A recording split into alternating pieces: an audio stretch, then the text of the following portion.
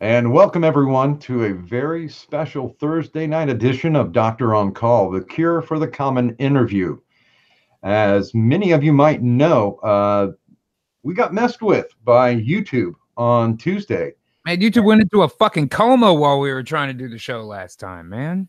Yeah, we ended up, we talked all the way through it because we knew Google Hangouts was still recording, but still, people didn't get a chance to ask all the questions that they wanted to ask. So we're running live, being large and in charge, and we have brought back, by popular demand, the creator of Golf City Studios, Mr. Justin Smith. Welcome back. Hey, thank you very much for having me, man. Appreciate it. I'm glad we're getting to.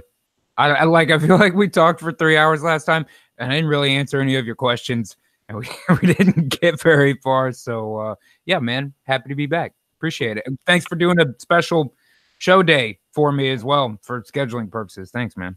Not a problem at all. Because there's quite a few things, and I get wrapped up a lot with wanting to talk to YouTube creators.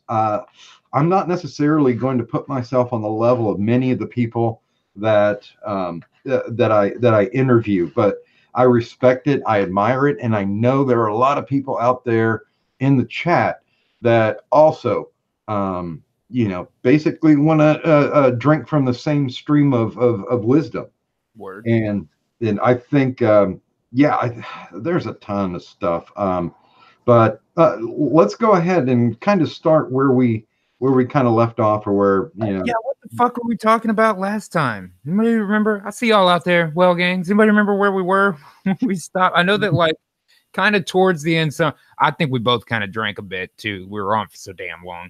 Yeah, there was a little bit of alcoholism. A couple of episodes, and I know we talked about 3 specifically.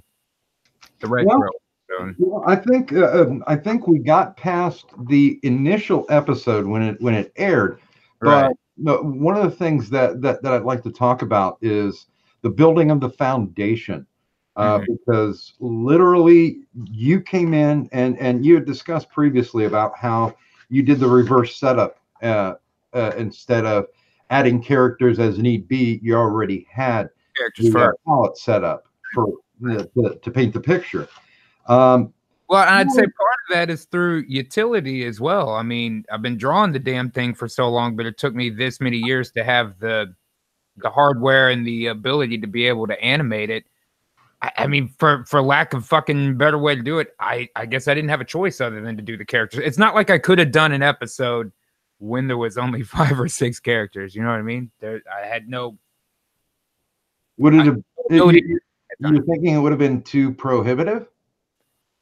I mean, not necessarily in knowing where I want to go.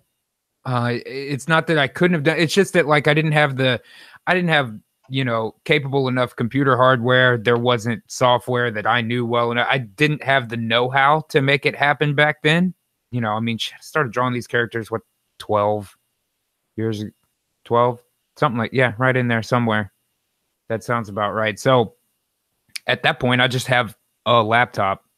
There's no way I could have done anything like what I'm doing now with just a laptop, especially back then. Laptops now could probably do it. I don't know. Yeah, I've heard shit, right? Huh?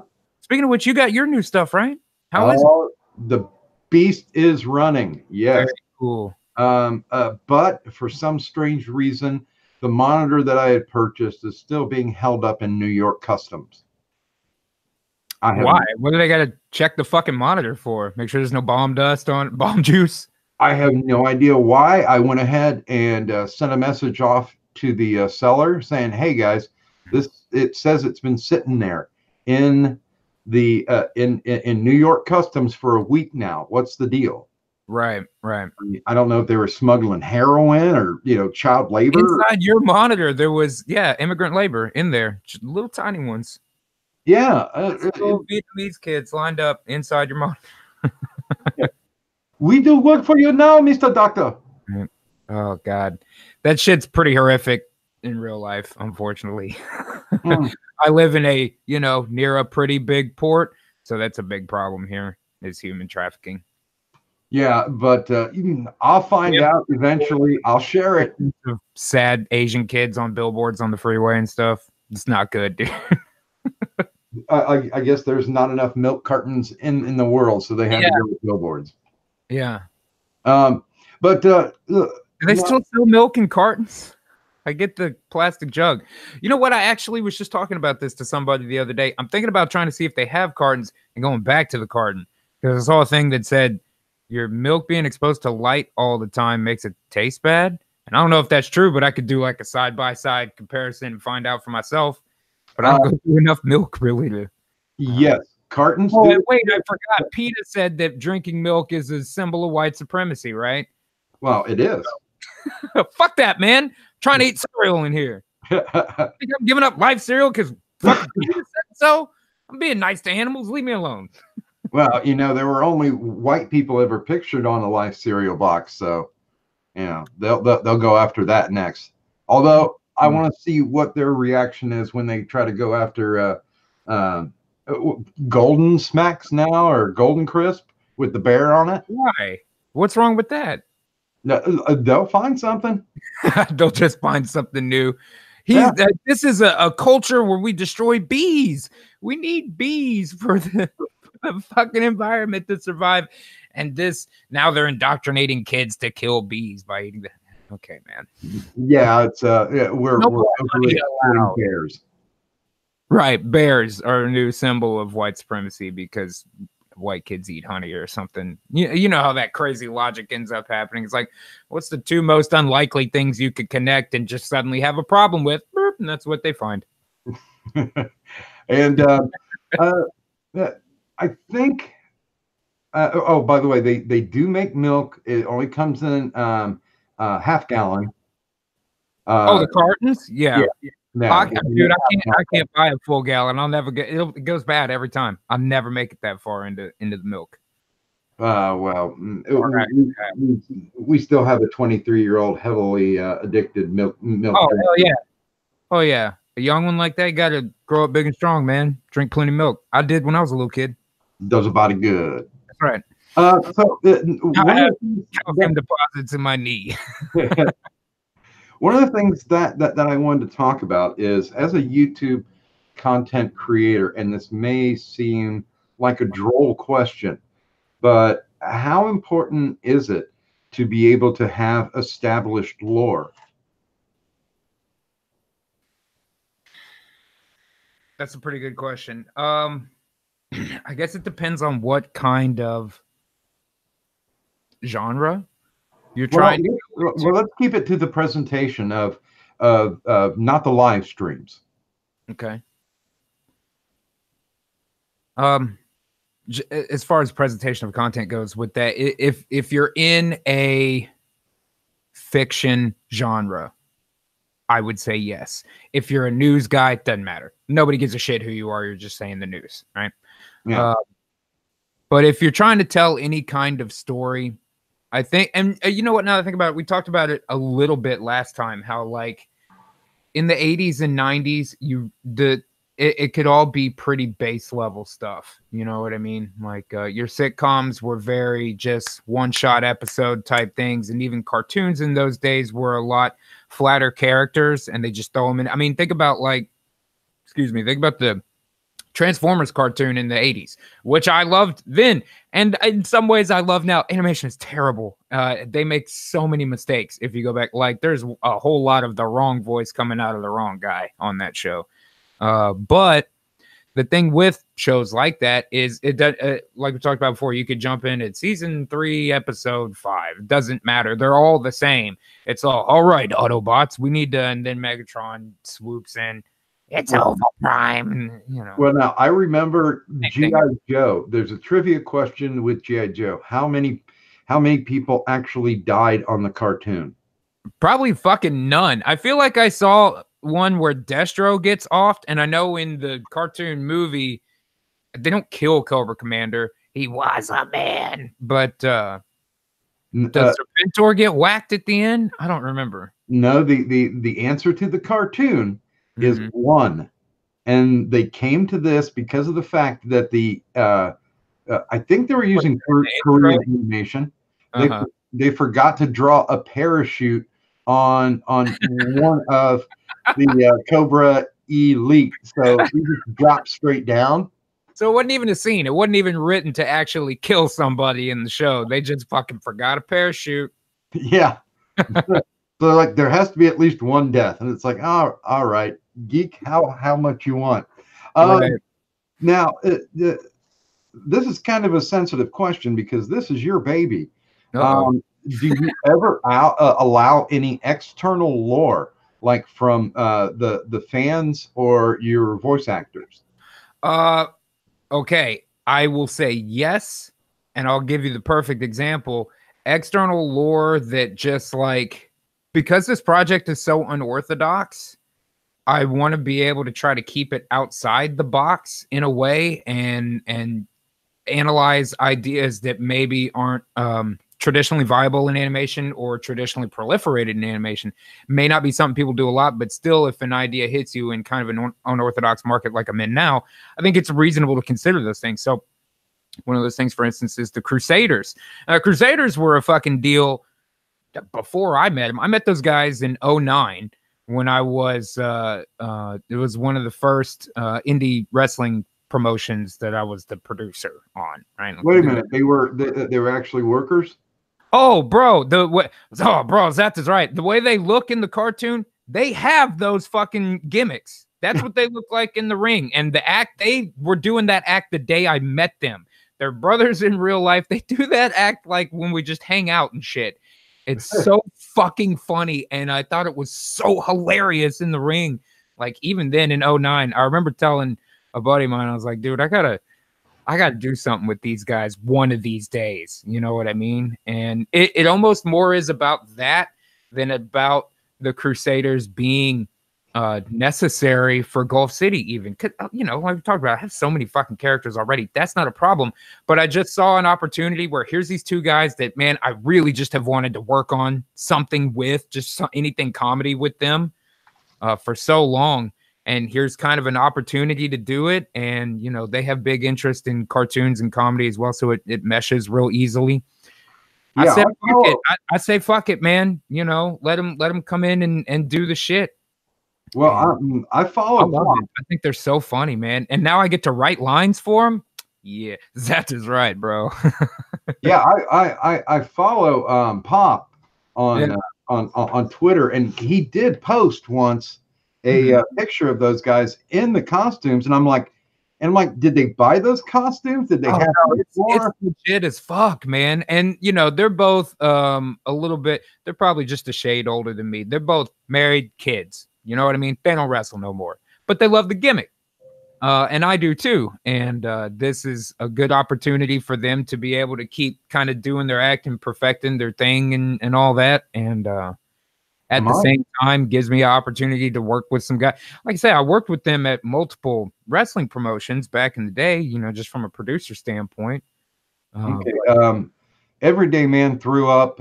You sound like I sound like I'm in a tin can. Oh, you was having some mic issues earlier. Are you using OBS or let me find one? I'm using straight out Google Hangout. Oh, there we go. Yep, I see it. You sound the same as usual to me, I guess. Trying to pop myself up a little bit here. I'm not sure. But yeah, man, you know, those guys are I'm sure I'm giving nothing away by saying they don't really sound like that in real life, right? So they both have some level of voice talent to be able to stretch themselves, and they've both done a couple of other voices on the show, and that's going to expand as well. They both obviously are interested in voice acting, so I think they were a good, even without the Crusaders gimmick, I think they'd be a good fit for the cast anyway. You know what I mean? Now, I know that you're a movie guy. Mm-hmm. Have you ever seen the movie Goon? The hockey, the one with the goalie where he kills everybody? Is that right? No, that's a different one.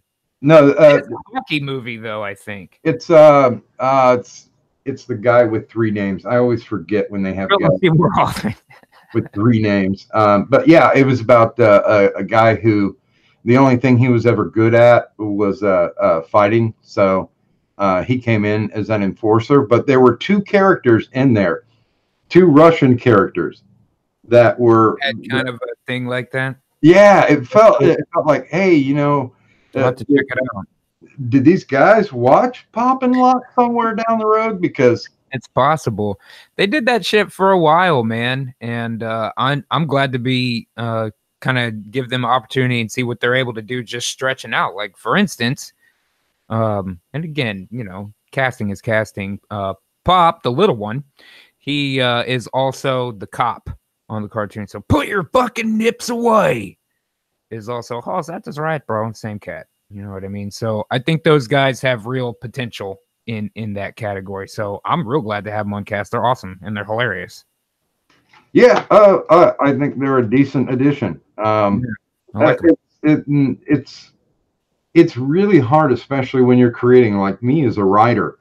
I know that there are certain characters that are going to have to be there, but it's nice when you get some type of peripheral character that all of a sudden just kind of slides in and you're like, yeah, this fits, this is right. Well, exactly. And what I kind of like about them, what I think is interesting about them in context with Goal City is that the stuff I write for them is so ridiculous that they're the comedy relief in an action comedy show already. You know what I mean? Like the show's already a comedy, at least to an extent. Yeah. But they're like the foil to that almost. Like that's the physical comedy. That's the, oh, it hurts so bad, bro. That's still one of my favorite things they did was when they were on 12 Days last year and Pop gets shot in the leg. 7 broken kneecaps. That was good. I just remember laughing when Gasly and AP showed up and threw him a beating for no apparent reason. Oh, that's right. When Gasly first gets the job from Jumpsuit Lou to go collect the protection money and they fuck it up, of course. Yeah. Yeah. Which and all those first couple episodes, that's a big catalyst to how not only the story developed there, but some of the stuff's going to happen in the future, just to make sure that I had to kind of situate where organized crime stands in the city in a correct way to be able to tell this kind of larger story that I'm working on over the course of it. I'm not going to fucking write The Sopranos, but I love old mob movies and just kind of want it to be part of my shit. You know what I mean? Apologies. I'm a little bit distracted because I think Twitter is making sounds when they make notifications, and that's starting to irritate me. That's got to be some Windows 10 shit. That didn't happen to me. Yeah. Just tell Chrome to turn all notifications off, or whatever browser. I guess. I don't know. If I knew how. Oh well, I have to have a product key for that. Thanks. Okay, man. Do what you gotta do. I'll read some chats here while you're looking. No, fuck it. I'll deal with it. Life is good. Yeah, and it's that to me.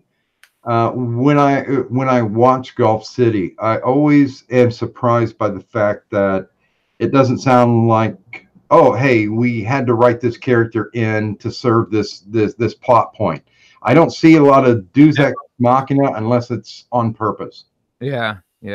Like I'm not. It's unlikely that I'm gonna get stuck.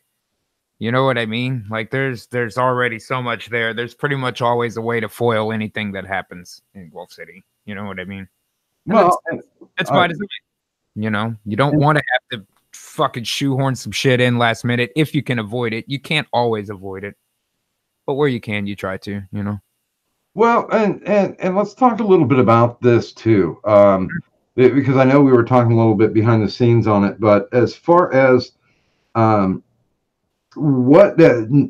the adpocalypse hit, the people who are actually on YouTube right now are on it for the passion play, basically to do what they like to do, whether it be a hobby or an obsession. And with Golf City, you've got really, really good fans. They're incredibly supportive. The merch flies off the shelves. That's the understatement of the year, man. Fans they're great. They're out of control. Yeah, they're a great bunch of people, and But does this, because of all the changes, all the politicizing of YouTube, Mm-hmm. does it make you a little more uh, anxious to get off this platform and find a place that's going to be able to feature Golf City without the restrictors and the BS and the loss of profit potential? That's another excellent question. Um, Prior to doing all of this, part of because and you're right, so many people that are on it now, it's all about just either the passion or the obsession.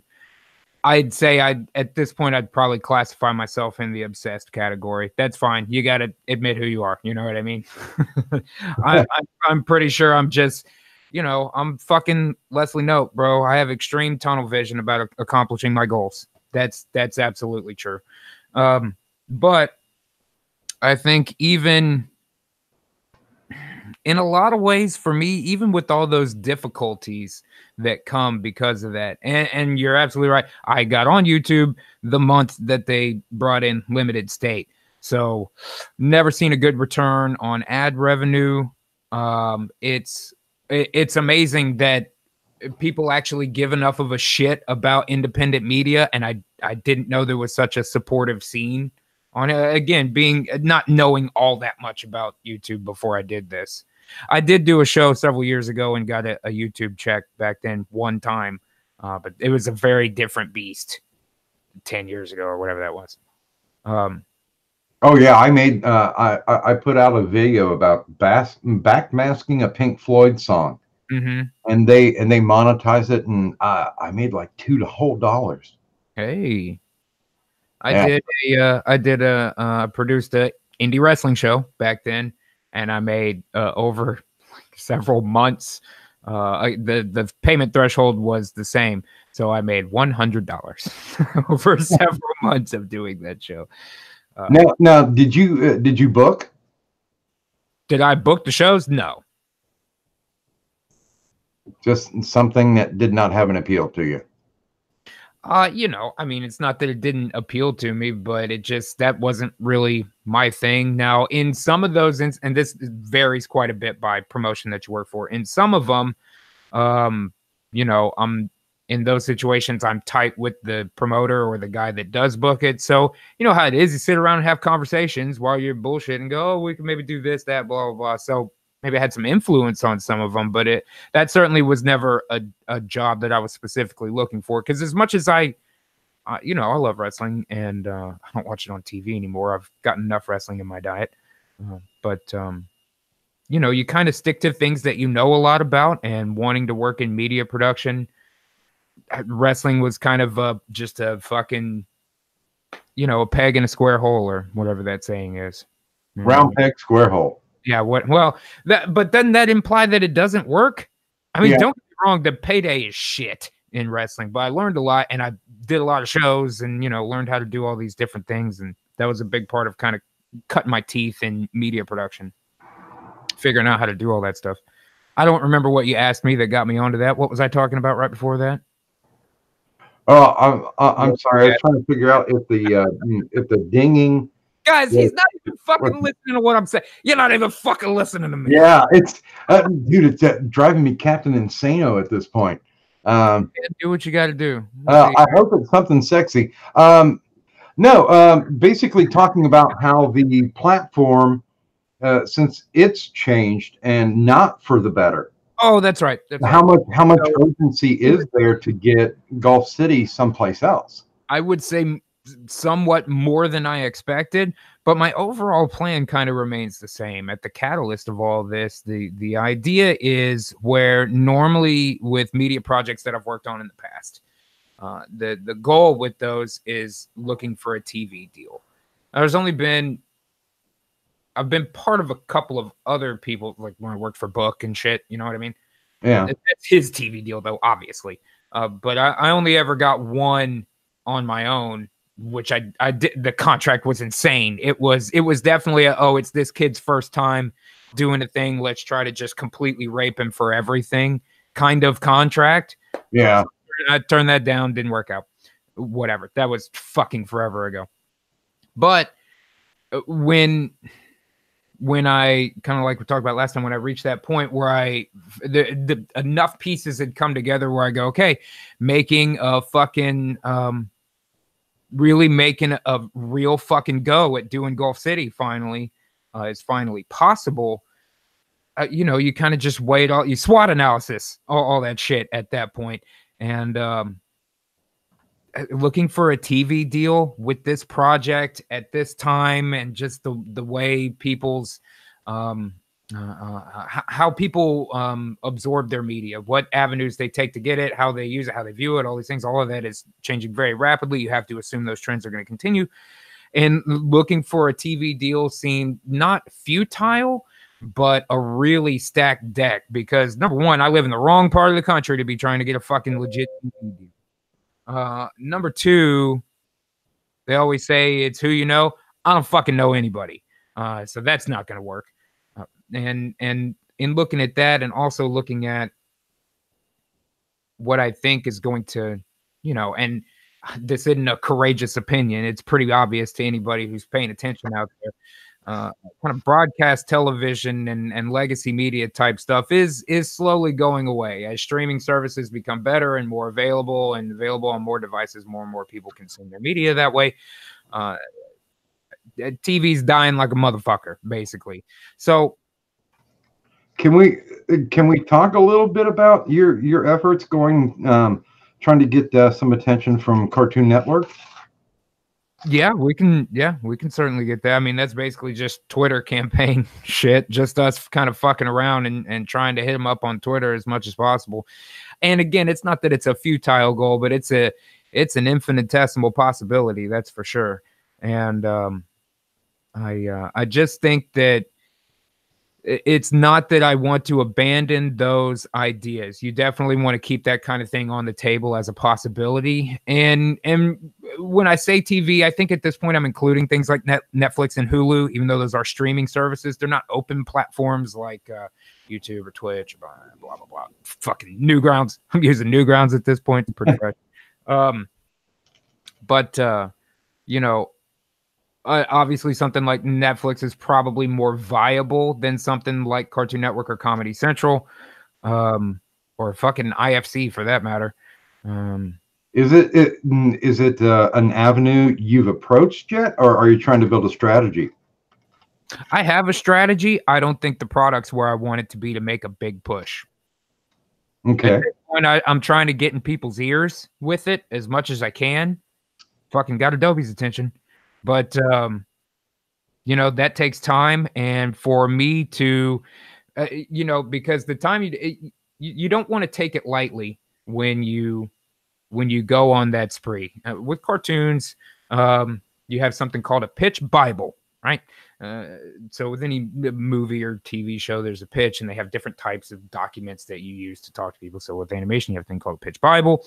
It's not too dissimilar from what you would think it is. It has a synopsis of characters and more artwork, obviously, than a TV show would or whatever. And, you know, you need a list of potential episodes and all of these things. And it's a fairly large document.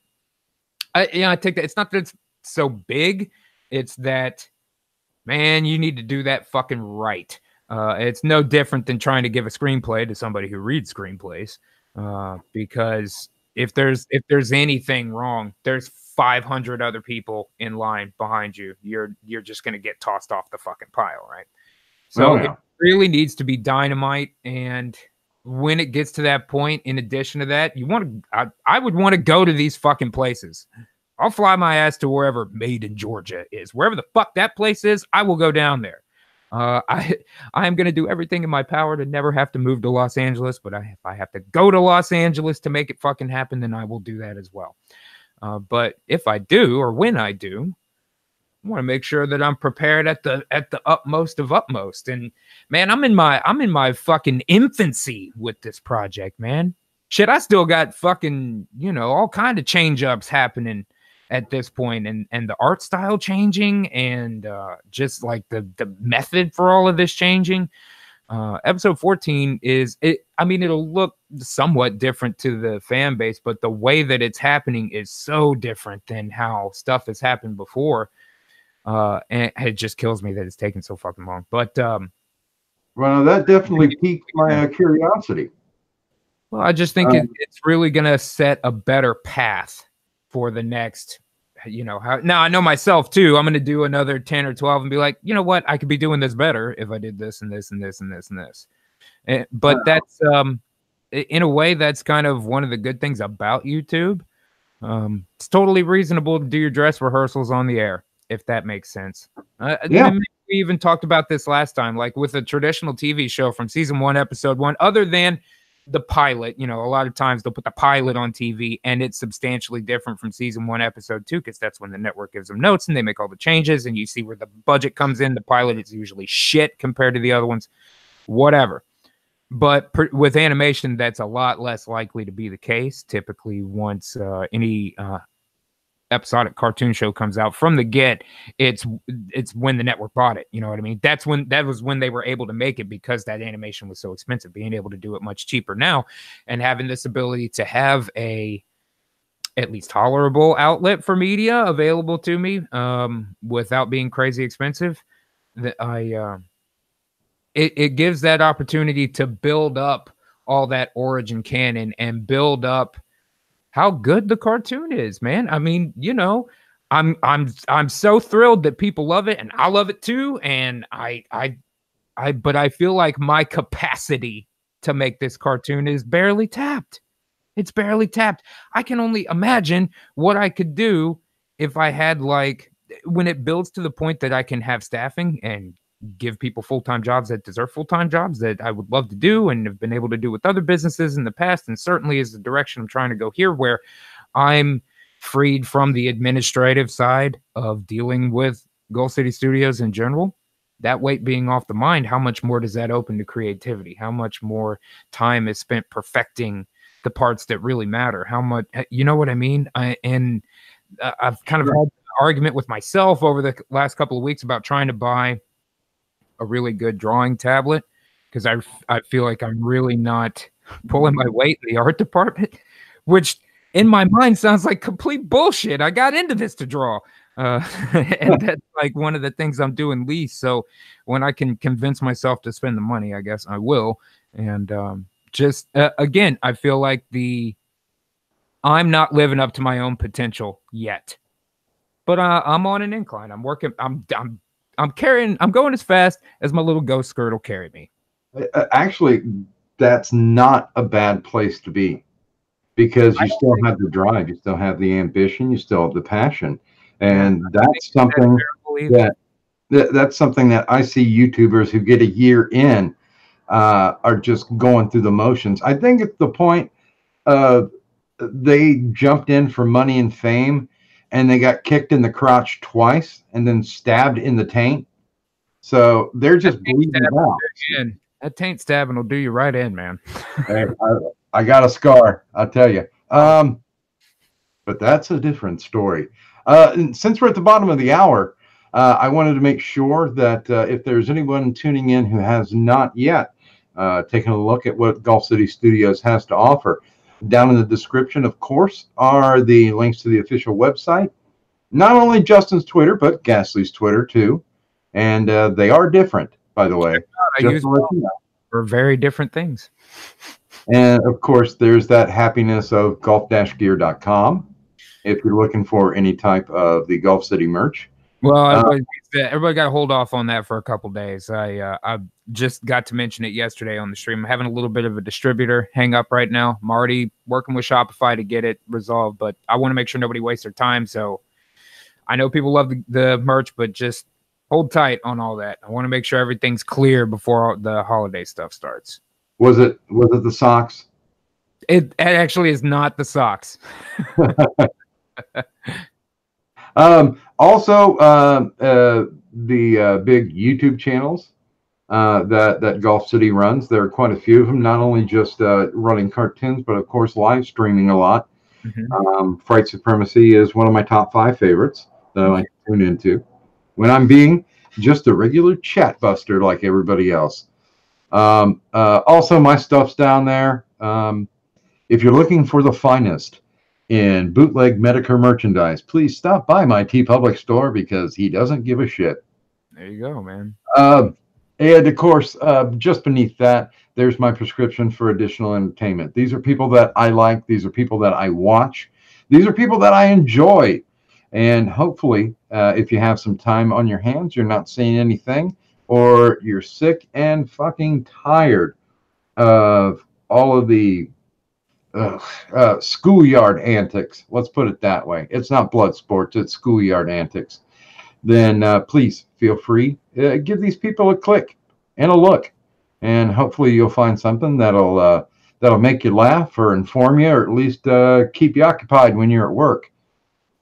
And I think a lot of people have figured out that if they don't have that passion or obsession, it's automatically become a job. And I think that's where we're starting to see it thin out. But I just a negative connotation for no reason. What's wrong with things being a job? What's wrong with work? There's nothing wrong with work. Work is man's glory. That the animals don't. Yeah, personally, when I was younger and helped build houses, I mean, tired as shit, aching all over, but you go back and you say, yeah, I built that. That was right, man. Yeah. That's one of the parts I loved about working on stage, is that you go into an empty arena and you leave it an empty arena. But while all those, while all the shit's going off on the show, like, yo, we built that today. And we finna fucking tear it to pieces and put it back in the truck. Tangible, that tangible sensation of being able to see what you worked on is definitely great. Yeah, I got a chance to go backstage with when Roe was doing their setup and their teardowns. That's a pretty tight crew, and I don't see anybody complaining on it. And I think, well, I tell you what, you tell me, is there? I'm not talking about politically, but is there a shift in attitude now on YouTube? What that current climate can often look like to me, and it's not just in our little corner of YouTube, it's very widespread, it seems, but it seems like just as a platform overall, it's becoming less about creating your own content and more about telling people which content you hate. And we talked about this a little bit before, where hate has become more marketable than things you like. It's easier for people to point out things they don't like than to actually step out there and say, hey guys, here's something I enjoy. Because anytime you say you like something, there's going to be somebody to fucking point and laugh at you, but that's just how it fucking goes, But like, people will shit on you. Yeah, of course. But there are people where that kind of component of the human condition prevents them from being able to step out there and go and be honest about what their opinion is, I think. Yeah. And I mean, I hate to say this because there's always, if you dig deep enough, there's always going to be gems. But everything that I've seen so far, it seems more like a give up attitude to the old schoolers and a why should I bother with the new people coming on? Because that's accurate. Yeah. Because I think I think there's a negativity out there that helps push it down, and that's one of the reasons why I do like Golf City, is because there's blazing support for it. I'm happy to say I definitely don't have as many viewers as Golf City gets, but you should, man. You're great, guys. Subscribe to fucking Doc Griffin, man. Come on. That, watch 3 times a piece. Help him out. Yeah, I wasn't cutting a promo for me, but it's just the people that show up. Promo, it's fine, man. The people that show up for what I do, and I've got a very eclectic audience. The people that show up for what I do are here for the entertainment. And they may occasionally shit on each other in the chat. That's fine, because that's what you're supposed to do. I have a tendency to believe that not only people who are in Gulf City chat, but also in other chats all around the place, that they're developing that what my grandfather used to call a friendship thick skin. So you can always bust the balls of the people that are around you, and they don't take offense to it. Sure. Yeah. And they don't feel like that they need to immediately light off to the internet and make a response video. Well, that's just adult men in general. The unfortunate part, I think, comes where maybe people don't have that in their lives, so it amplifies when they move to that anonymity that they love, and that can create a problem. It really creates a problem for them more than anything else, because it just it consumes your brain with things that are not helping you. But that's what some people choose to do. I sometimes wonder if the people out there whose entire aim is just to be as vile as possible to whoever the fuck it is they're aiming at on whatever week it is it because they're paralyzed to do that in their real life? Like, are they in situations where they can't speak up for themselves in real life? Like, what if they had some kind of government job or something where you can't say shit about shit? Or conversely, if they work in like a sweatshop situation and you can't say shit about shit. So that becomes this outlet that, unfortunately, due to just compression of time or whatever, it amplifies itself and becomes something that just kind of stacks on itself over time, maybe. I don't know. Yeah. Well, I shit all fucking backwards. I don't know, man. Well, I kind of equate them to like puppy kickers, because puppies don't do shit to anybody. Puppies, man, come on. But they will tee off and try to launch them. Not to get too overly political or into the YouTube drama, but for God's sakes, man, they doxed fucking Irate Bear and Uzi Q. Really? Or excuse me, Irate Prostate. I apologize. Yeah, Irate Prostate and Prostate and Uzi. I didn't even know about that. That's too bad. Both of them are generally pretty nice to everybody from my experience, but I'm so far detached from most of the like drama stream series. I don't know what happens a lot. And they're not drama people either. Nice to me. I don't know. Yeah, I mean, they're not drama people either, but somebody decided they got a hard on and started shitting on them. I mean, even to the point where they sent a picture of Google Maps of where their house was. Not cool. Man. And you know what? If you've got that much of a problem, there's about 1 million content creators. Go watch somebody else. Yeah, fair enough. Just change the channel. There's plenty of them out there. Yeah. Gulf City Cartographer had a great question. How should a new person fight that it's not worth it sentiment?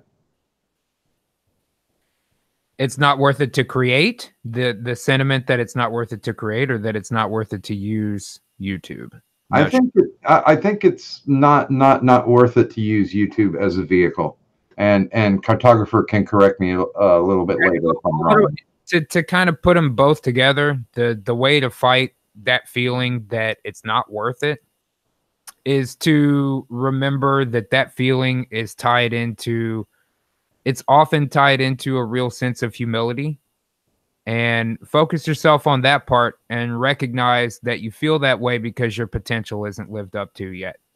Don't let yourself get down on thinking that there's too many roadblocks in order to do what you want to do, because if you're looking to do what you want, not just what you have to do, there are going to be problems. There's nothing you can do about it. Things are going to go wrong. Things are going to go way wrong in ways that you did not imagine could happen. But that doesn't matter, man. If you really want it, and you know what? Honestly, I'll tell you what my fucking personal axiom for this is, and I've said this to many people over the years. The reason I'm going to make it with this shit is because I want it the most. That's it. That's all. I want it the most. So it doesn't matter how much keeps going wrong. Shit fucking goes wrong, man. That's what happens. I'm still breathing, and my fucking electricity and internet are still turned on. So I'm still working, man. Yeah, and if I can go a little country with this, because Sure. I was raised Worth it by if my you want it bad enough. grandfather. It's worth it if you want it bad enough. That's really it for me. Well, my grandfather was a Pentecostal apostolic minister. He walked the God walk for like 7 years. Pentecostal? Is that speaking in tongues? Good Lord. Yes, Wow.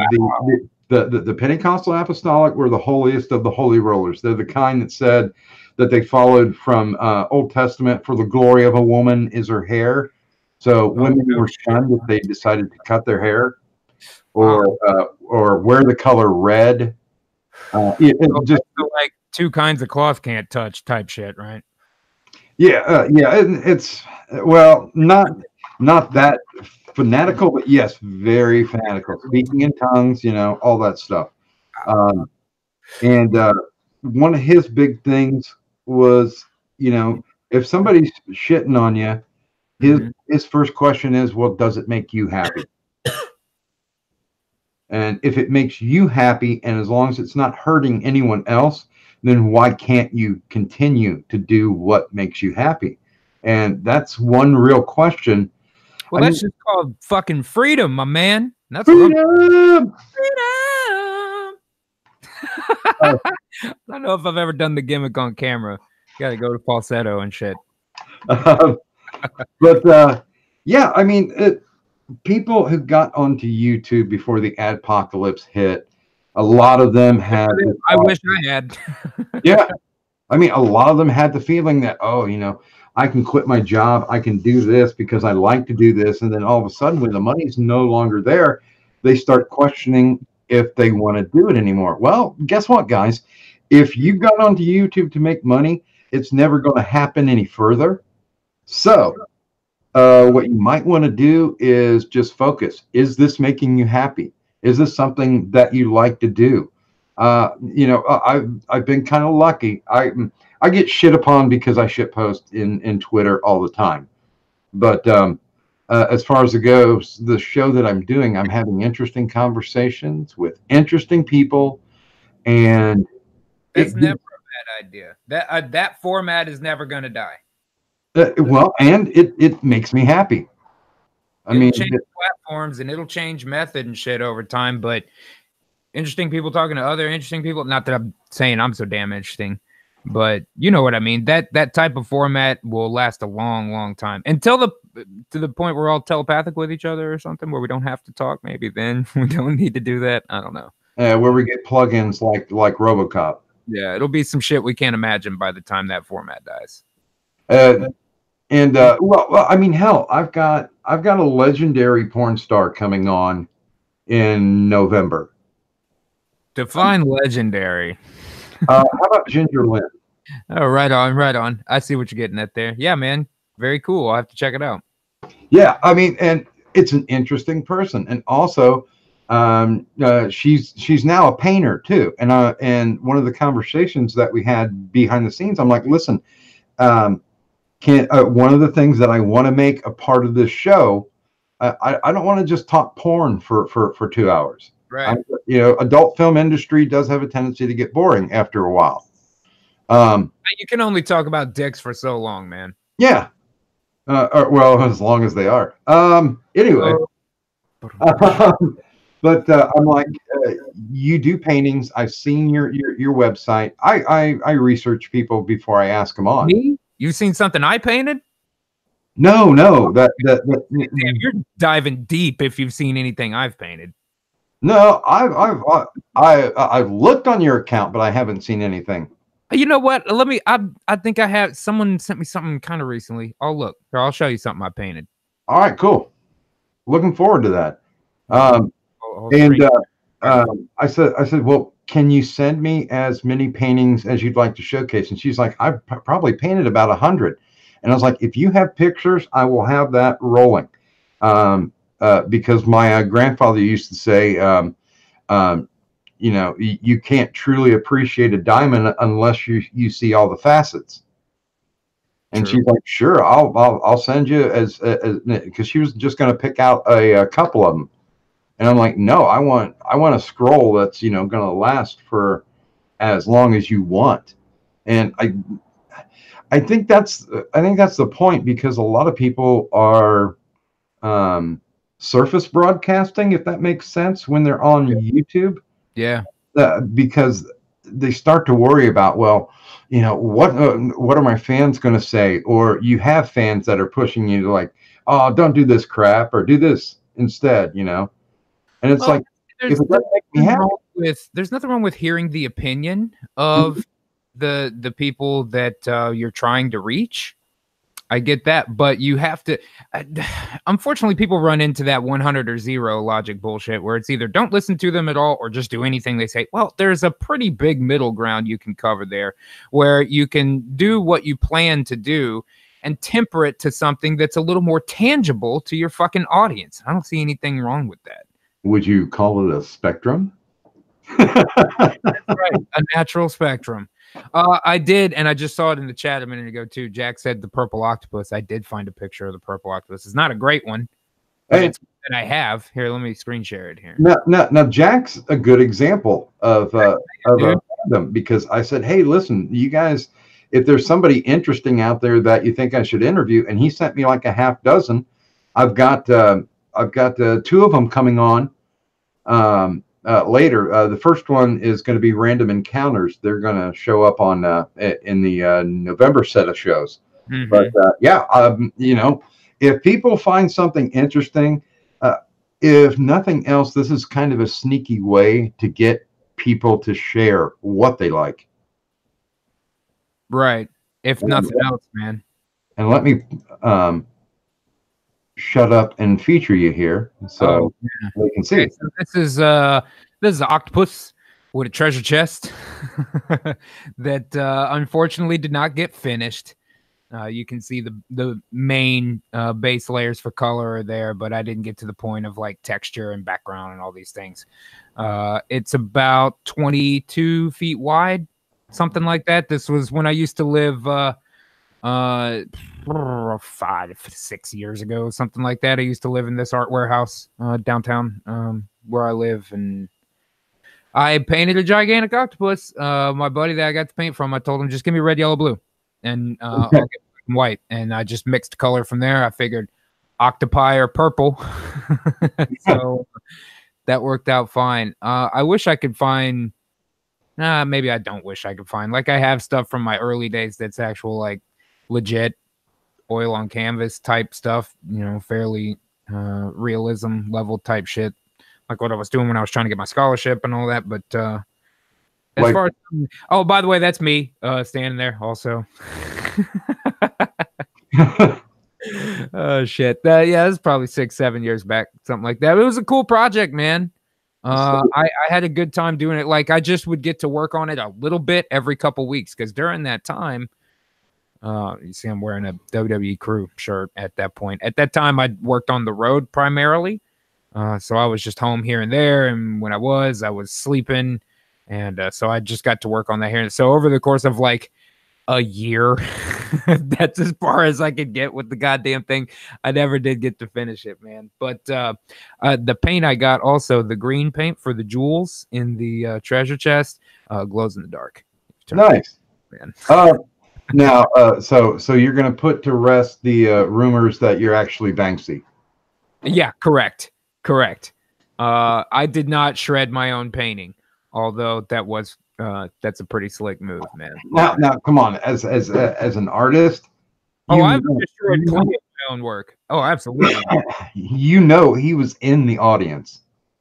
I figured so too. Yeah, I figured so too. Yeah. He had that genie garage door opener.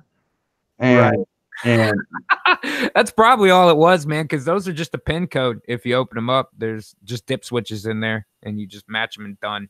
Well, and he built that shit 5 years ago. I know. Did you see the Instagram video? That's hilarious, dude. And he waited. I mean, that's a brilliant payoff. Yeah, that's funny. That almost makes.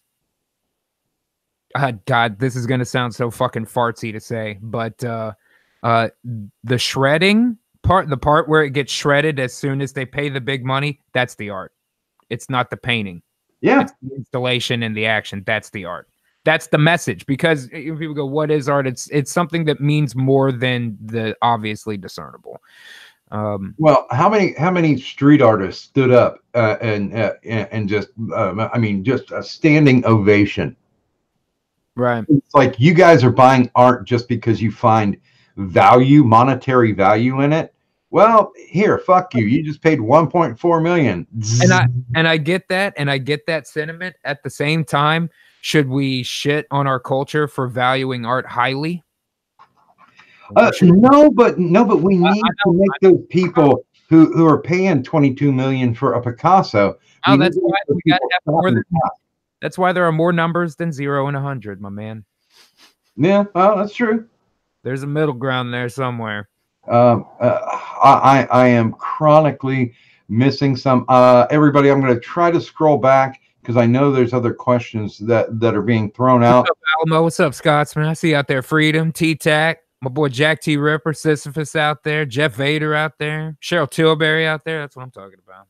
T-Tac is legendary, but T-Wack is the true hero. T-Tac's the man, dude. Him and Duel. They're doing great work. Yeah, as a matter of fact, I know it's not listed on there specifically, but it's on the Golf City Live channel where they do Krill Radio. Yep. And that's another expansion, kind of an I would say artist helping artists. Yeah. Because there are a lot of people who I won't lie, I've been approached, and I would rather roll as an independent than join an MC because you got your freedom. But there are people out there who are trying to form their own network, their own channel setup, and that is such an antiquated thought. It's not a stupid thing to think, though, man. Like in 10 years, the guys that set that shit up now are going to be in much more prime position than I think a lot of people realize. Well, a network, no, but networking, yes. To basically, the best wrestlers are the ones who are able to get over the okay wrestlers. The ones that make the match look like a 5-star. Mm-hmm. And in that way, it encourages that person to work harder, to be better when they're in the ring so they can return the favor. I agree. Man, I think Tacking Duel will have a great show. I think it's. I think their bants are funny. Some of the music I love. Some of the music I don't. But it's all up there. Sure. It's available. It's artists helping artists. Now, I agree. And the way I feel about networks on YouTube, and then I use that term very loosely, but being able to have multiple creators contributing to a single channel or to a family of channels. I don't think it's so much about consolidation, because consolidation is not needed there.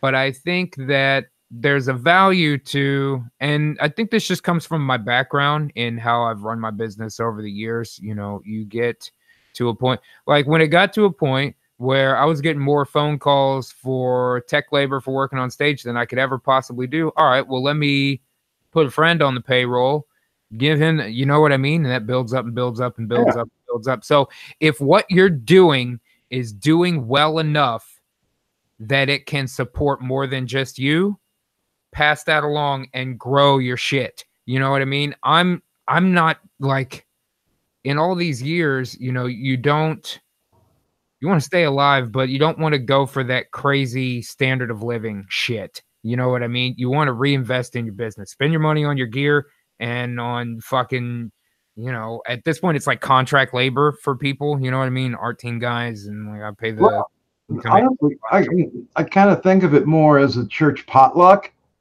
where everybody brings what their best side dish is, or whatever, entrees or main meal, but everybody just brings it, so you're in one place and you can consume all that good stuff. As long as everybody gets to eat something, we're okay. Yeah.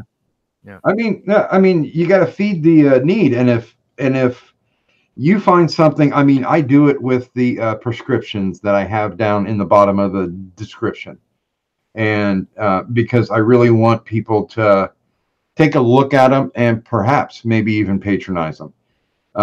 But it's not necessarily a network. Yes, bad. Networking, very good, because most successful networking is usually word of mouth, and they're usually spreading something that's positive. Hey, did you see the last Gulf City cartoon? Mm-hmm. You know, hey, did you catch Krill Radio? Mm-hmm. And you know, there's a lot of people that I love to promote just because I look at their subs and they're criminally undersubbed. Like I said, subs to me are not necessarily a big thing. They're not the end all be all of metrics to measure by, but it's not that they have no value. And with that show specifically, with the radio show, I mean, realistically, I just had an idea to want to do like an FM radio kind of show because we were getting a lot of songs coming in. I talked to Duel and T, and like, you guys want to host? I think you guys are the guys for this. Y'all want to do this, and we just kind of worked it out from there. So it's all of those things in a lot of ways. I want those guys to be able to get that exposure because you want to pass along. If you have any kind of fan base, spread it around. That way everybody can fucking benefit. That's the thing with YouTube. We're not all competing for the same thing. It's all streaming. You can watch any of it anytime. It's not like TV in the 60s. You know what I mean? Well, better by spreading it around than trying to keep fan bases isolated. If that makes sense, like there's not really a point to that on YouTube because you don't lose anything by introducing someone to somebody else's content, I guess. I don't know if I'm explaining that. Well, I felt a little bad because this is normally Irate Prostate's cream stream time. I felt a little bad about that. But 9 o'clock? I know that I don't know. I'm bad with schedules. It's crazy out there. There's so much. Well, dude, I spend so much time lurking. Mm-hmm. Just because, you know, if there's somebody I really want to pull on, like getting Blackout on was like pulling teeth because he's like, I don't think I'm going to be interesting.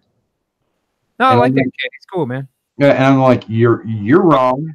And you know, the time that you came onto his show, afterwards we were talking, and I'm gonna out him on this. He was like, I was so nervous. You know, Ghastly was on my show. And I'm like, dude, he's chill. He is an artist. I'm sure if you ever invited him on. Blackout, if you're out there, that's totally not necessary, dude. I'm just a regular dude. Well, and I told him, I said, listen, if you're going to invite him on and you want to talk about art, I'm going to bet there's a 99% chance he's going to show up because that's something he doesn't get to talk about a lot. How many people could I talk to about like the importance of different line weights? You know what I mean? Nobody knows what the fuck I'm talking about. Well, and that is something I reached out to about the tablet too, because like couple of the digital artist casts I know on YouTube, I just kind of hit them up to see what kind of tablet do you use? You know what I mean? Do you like it? Do you not like it? I'm looking at getting one. You know what? And pretty much everybody out there uses that Wacom Cintiq. That's the best. That's what Free Price has. That's what, and they make several different ones. So I think that's the way to go. But you know, there are people who would sit back and really enjoy listening to just you and Franz talk about art.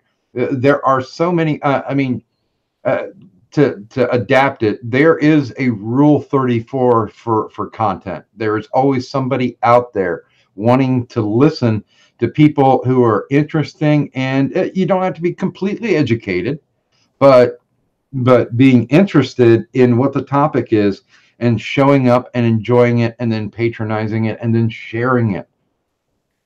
Yeah, I agree. I'm really looking forward to trying to do my own drawing stream. Like, I'm glad that's becoming a thing on YouTube because I want to do it too. I'm thinking about doing it all fucking 80s style. Did you ever watch Captain Mark or Commander Mark? What was his name? It was a drawing show in the late 80s. I want to say it was called Commander Mark. And he drew a lot of like geometric space or futuristic theme stuff. I liked it a lot, man. Well, the one that I hooked into, I still watch on the YouTubes. I watched Jezza, Drawing with Jezza. Oh yeah, I've seen a couple of those. Yeah. And Jazz is pretty badass because he'll draw in any different form. And now, since he's been doing it so long, he takes audience suggestions. Well, here you can only draw with 3 colors, and the 3 colors are randomly generated. Oh, I like limited palette. I'd be down with that, man. Or today you have to work. You have to do a stippling project, or basically just doing with what's it called? Hashing. Cross hatching. Hatching. Yeah. Yeah, cross hatching. There's both. There's hatching and there's cross hatching. But yeah, I mean, and there's people out there. He's got millions of subs. People are fascinated in that stuff. So I guess this is a roundabout way of saying a long story being made longer. That that's what should make you happy when you're providing that YouTube content. That's part of it too. I'm just gonna be glad to be drawing more again. That was half the reason I got into this shit. Well, dude, I will ATC trade you. I will say that out in public. You figure out something for me to draw, as long as it's not a human, because I suck at drawing humans. No humans, huh? Yeah. Well, I can draw it, but it's going to end up looking like a damn NPC face. But there's a really good question that ties into this. Alex Martin asks, okay, what programs and equipment are you currently using for your production? On my desk, I have a custom HP Z800, which is a little bit of an older tower, but was made specifically to work with Adobe software. It is to the point it's starting to get out of date. It's dual quad-core hyper-threaded processing, so that's 16 logical cores. It's just over 50 gigs of RAM. I'm using a NVIDIA 1080 in it. Yeah, I use primarily Razer peripherals, particularly including Tartarus or Orb Weaver. Either one of those are excellent to work with Adobe software. My primary mocap recording setup is through Adobe Character Animator. My primary editing setup is Adobe Premiere, and my primary effects setup is Adobe After Effects. I also use occasionally Cinema 4D, although that luckily has not come up yet within the cartoon, because I am trying to sell my render farm stuff. I don't really need that anymore. I'm going to avoid the 3D shit for a while. I record with Shure SM7B, which is an excellent microphone. I would recommend to anybody. I have a regular Logitech webcam. I don't know. I don't know. What am I missing? What did I miss? I know I missed some shit. I play games on Steam. Well, now I'm curious that when you're unplugged, do you still put pen to paper? Rarely. I only in the purposes of this is really the only time. Like the most of the newer artwork on the show that you guys have seen, I've been doing it kind of similar to how comic book workflow is. I literally draw the shit in pencil, draw the characters layouts and stuff in pencil, and then I pass it off to the UK for ink and paint, basically. And then it comes back to me, and I rig the shit up. And then I bring in the cast and I record them. And then I take those recordings and I dump them onto, I have these huge set pieces. Like in Photoshop, they're like 12,000 by 2,000, right? And then I have all my recordings of my characters. And it's like, fucking playing dolls in a little house or whatever. And then you use a virtual camera to shoot it. And then blah, blah, blah, effects on top and blah, blah, blah. And by the end, it's like fucking 30 layers of video, 30 layers of audio. By the end of every episode, my Premiere project will barely move, basically, is where I'm at. So if I can get the drawing situation, the drawing tablet situation sorted out, and get that going, definitely be able to not only improve but speed up the cartoon, which is great. Those are both things I want to do as soon as possible. Then I'm going to start working on what I'm going to want to do with the new tower, and sell one of my old workstations, sell some parts and stuff. I think I'm going to sell one of my camera rigs, just because I need to finance some gear. You know what I mean? It's time to make a gear upgrade. Now that I'm kind of permanently entrenched with the animation stuff, I need to make a legit upgrade. So I think I'm going to do that in the near future. Let me find it in the chat, see where he is out there. He said it was Alex Martin. Yeah. I don't know if I answered everything he was looking for there. Yeah, I think so. But now you do kind of a unique thing when you do voice recording, because you also, and this is one of the reasons why I'm saying back off, people, don't send audition tapes, because what's the unique thing that you do when you do your voice recording? It's motion capture during the vocal takes. And that's very crucial, and that's a big reason why. And lots of people have been like, "Man, I can help you out with voice work," and I appreciate it, I really do. But at least at this juncture, and maybe my plan will change in the future, but for right now, I really am trying to keep it here local, because not only do I do the motion capture for the facial characteristics while the voice actor is doing their performance. That way, it all. That's why Ghastly's eyebrows and shit look kind of accurate to how I look, because it's me talking. And then with myself and with some of the other characters, like I'll control the arms or something during recording. Like when the cop breaks into the house in episode 10 or 11, I'm sorry. Put your fucking nips away. That part where he's pointing the gun, like, yeah. Crusader #1 is doing the voice and the face, and I'm doing the gun and the arm. You know what I mean?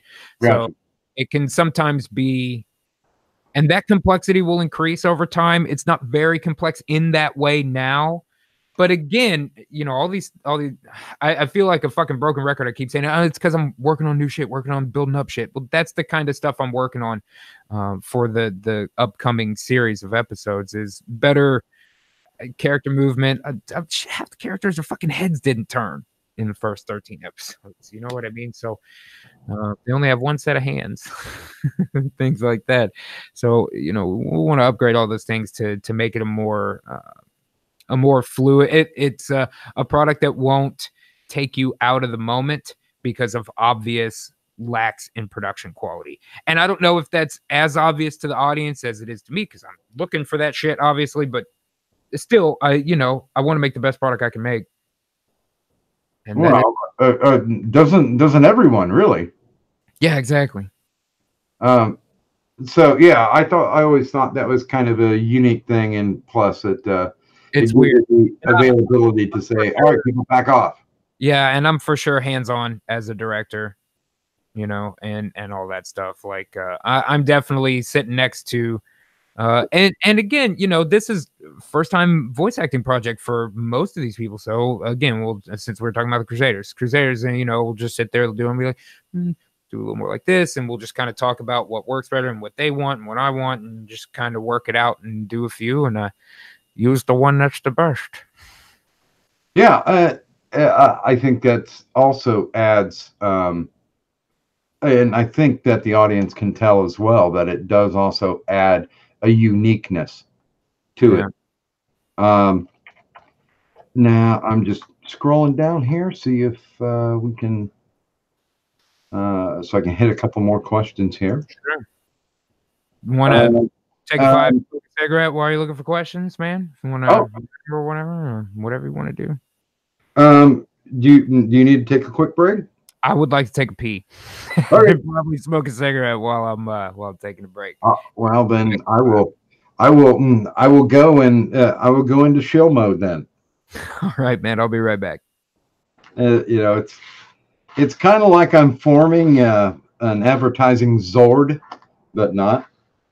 So watch me, shift into Voltron.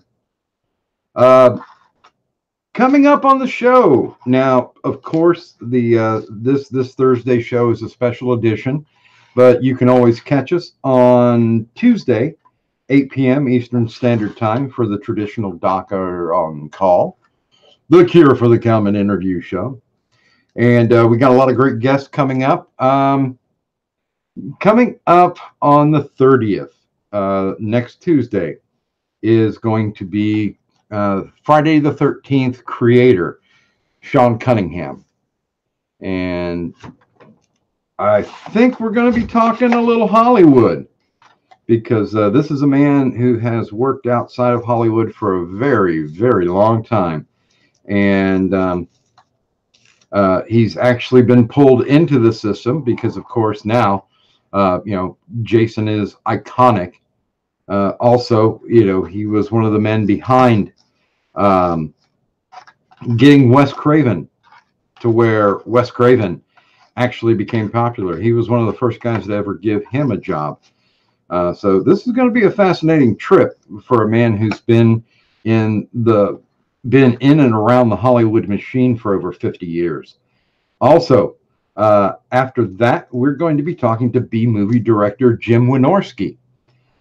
He has directed over 150 films in his career, and some of them are films that you actually know, like Not of This Earth with Tracy Lords. He did the Munchie series, which was featured on Gulf City Theater. He also did Return of the Swamp Thing. Not the original Swamp Thing, that was actually Wes Craven, but he did Return of the Swamp Thing, which I think is a uniquely better movie. Death Stalker 2, and but the Witches of Brestwick and the Bear Wench Project. He also did Piranaconda for Sci-Fi Network. The man has been around, and he's worked in myriads of different. There we go. He's worked in myriads of different genres, so that one's going to be a fun interview too. Now, I'm sad because I don't remember much, and when I unloaded everything onto the new computer, I didn't pull the drive to unload it. I basically just copied everything onto a memory stick and then put it onto the new computer. Well, I forgot to bring the my play sheet for all the people who are showing up. So I am forgetting at this point. Why you got to pull the drive, man? Well, I know, but she's going to end up, wifey's going to end up using it as a DVD player in the bedroom. So let's see. Yeah, on the 6th is Jim Wynorski.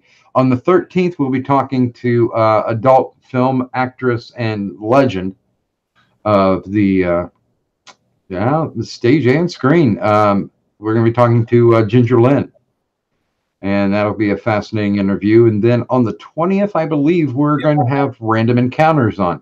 If you guys haven't taken a look at their channel, what they do is they take video games and make 5-minute musicals out of them. And the one they've been showing off a lot recently, they did one for the Friday the 13th game. And that's going to be a lot of fun. Well, I forget who. If I can give you one piece of advice for interviewing a porn star, Doc, get her to put in a butt plug while you're on the stream. That works out great. Brother, she's my age, so she's a little more refined at this point. I'm telling you, I saw one picture that Charlotte did, and it made me unfollow her. Oh yeah, I mean that it's very porn. It's very porn. No, it's Rule 34 because I only have. Okay, the only 2 words that I will use, the video that I saw that made me unfollow her. Mm-hmm. Prolapsed anus. And that is all I will say on that subject. But I was just like, oh man, that killed my boner for a good 5 days. Oh, that's too bad, man. I'm sure she's a wonderful girl, though. Well, no, technically it wasn't her. It was her doing the licking, but I think I saw the one you're talking about. Yeah, and she was very happy about it too. And I'm just like, oh my, I think I might have dated you when I was in college. Sisyphus asks, does Justin think art is a talent or a skill? Meaning God doesn't give the artist ability. I would say you're born with a certain level of capacity for creativity, but the act of creating something that people would call art is a skill. For instance, I know a lot about music theory, right? Like I can read and write staff music, and I know a lot of the Italian shit that goes with it and all of this, and I'm real into it. But I don't have the skill to play that keyboard that's behind me. That's why it's there. I'm going to try to force myself to teach myself how to play it because I know what it is. I know how I can like look at a fucking sheet of staff music and go, okay, I know I can hear it in my head, but I don't have the skill to create the art. If that makes sense. So to answer your question, both. I think it's a I think the best way I can look at it is looking at a professional athlete. They were born with God-given talent, but without you didn't learn to be 6'6". You know what I mean? Yeah. Yeah, they were born with certain gifts. And it all depends because, just like back in the day, there was a certain quarterback for Ohio State. He was supposed to be going far. Then he acted like a dumbass and got busted with guns and drugs. And so no part of that is going to help you. But, the coaches that are saying, well, look for this type of key or, here's how you want to react. You can have natural talent, but if you don't improve upon it, right, then you're basically wasting it. I think there's always a skill component with something you could legitimately call art. That's why I'm skeptical of shit like Jackson Pollock. You know what I mean? Is there a skill component really there? Yeah, well, and at the very end, when Picasso was drawing on napkins to pay for his dinners, I mean, pretty sweet napkins, though, dude. Yeah, but a 5-minute sketch. It's kind of like he definitely was cashing in at that point. Yeah. Unlike Dolly, who was mad until the day he died, and the shit that hit his canvas was just mind blowing. Let's see. Oh, that's not actually more of a question. That's more of an enticement. Golf City Cartographer says, are you dying and you need some golf gear? Well, if somebody is, then please go to golf-gear.com.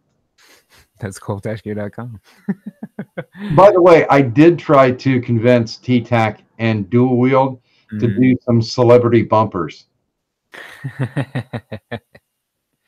Because I would love to do the you're listening to 101.1 The Krill. All hail Blue Whale.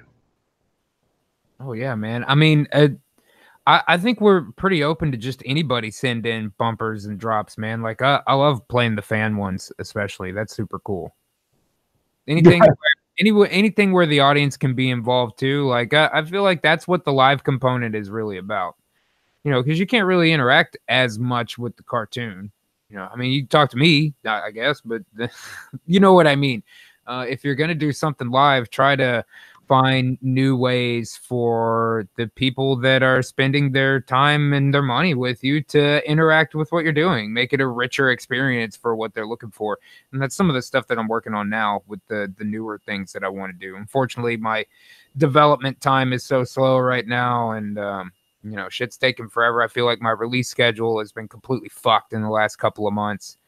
But I'm going to work on it as hard as I can. I'll get there as fast as I can get there. People are going to feel how they feel about shit, Do what you can. Yeah, I mean, you can only do the most that you can. And, there's no 110%. It's always 100%. Right. You don't go any farther. Fucking no iron team and all that shit. And you can get some one-liners from the chat that will definitely be able to help enhance, especially when you're live streaming. I know the whole Grape Force thing that actually started from somebody doing a line in the chat and saying you can't say rape. How about grape? And then it just went from there. Well, that's partially accurate. Where that actually started was a spot that myself and AP did on the Kumite, where he was talking about rape, and I came on the show and said, you can't say rape. We have to say grape, and then we just turned into this whole thing. Yeah, I mean, hey, shirts were made, smiles were passed out. I'm glad some people were able to get shirts. I don't know if that's one of the products that's going to survive this bullshit that I'm having to go through with the shop right now, because we are going to lose some stuff. So we'll see. We'll see. Well, I still have my insignia version on, but then again, you know, nobody visits my shop unless they want to buy Medicare gear. I will say I actually did sell a couple of Doc shirts, but one of them was to me. So there you go, dude. I don't mind wearing my own shit. I'm sure Roman Reigns is sitting around his house recovering with one of his shirts on. Right. At some point, I would like to do the same. I have a Fry Power shirt, and I had a Ghastly mug, but I broke it. I knocked it over and broke it. That's criminal. Yeah, now I mostly drink out of my T-Tac mug. American Phoenix asks, what is the circumference of a moose? 42. There you go. Because that is the answer to life, the universe, and everything. Scrolling down a little bit farther here. Yeah, Chuck. Now, come on. Okay, well, you know, we're going to jump into this just a little bit, but as for a brief answer for a fan who really wants to know, can you just explain the next 6 episodes of Gulf City? Okay, sure. Let me honestly, and the board with everything you want to know is like a few feet that way. There's a big whiteboard right here. So let me try to see if I can try to tell you some of it without giving it away. Because I have 9 on my board right now. And okay, I can give you some things. Within the next 6, the ghost band will get lifted. I can give you that. Within the next 6, we're going to see what I think is going to be a really good arc containing the Crusaders. I've got a real big story to tell with them that I think is going to be really great and help introduce a lot more characters and really give some nice depth to the city, which is part of what I'm doing with this next series of episodes. It's just kind of fleshing out more of the actual city. Ghastly is going to take another job from the mob within that time. There is some footage in Egypt, but I'm not going to tell you what happens in Egypt there, okay? Let me see what else I can tell you. Because, man, I love it to be a surprise. And I got to tell you, this might just be service to me, but the last couple, I was able to do the watch party gimmick where, like, we all got to watch it for the first time together. Yeah. And maybe it's self-centered, but one of my favorite parts is as everybody's watching it together for the first time, and me watching the chat, just seeing like how people react to specific things. You know what I mean? Like that's huge. That's huge for me, you know? So I like being able to try to surprise people. I think I've done a pretty good job of like keeping it confusing. Definitely. Trying to get people drawn in enough that they do care about what happens to these characters, and then to be able to still swerve things. So I don't think anything I told you gives too much away, but there's a lot. There's a lot of I got a lot of funny ideas, I think, for that's a decent fan dance. Yeah, I mean, you know, it'll give you a couple little things there. Now we're at the bottom of the hour, so let me just plug real quick. Okay. If you haven't subscribed to Gulf City, there are 5 chances down in the descriptor to do so. Also, if you want to get a little bit more BTS or maybe a primer, go to the official website, gulfcitystudios.com. Also, you can follow. That's actually going through a big redesign right now. Oh, yeah, got a guy working on it right now with some new stuff we want to do there. It's a little bit out of date, you know, so it needs an update. But there's a lot of good information there. You are correct. and Wild Fox, I will answer you this quickly. Yes, I have drawn furry avatars. It's not a highlight or a low life of my life. It just was. Anyway, so yeah, go sub to the channels. Also, if you want to throw me some love, find me on Twitter. I got a Streamlabs and a Patreon, and Do it. Support the doc. It would be in your best interest if you did. Never take sides. I'm not going to do it. And of course, we have our prescription for additional entertainment. So please go down and check some of those guys out after the stream. There's some gals in there too. Women actually do make content. All right. And let's see here. Yeah, T-Tac says it's the same feeling that he gets when you know, the chat's rolling and he can get that instant feedback from his songs. Oh yeah, that's very cool. That's very cool, man. And let's see here.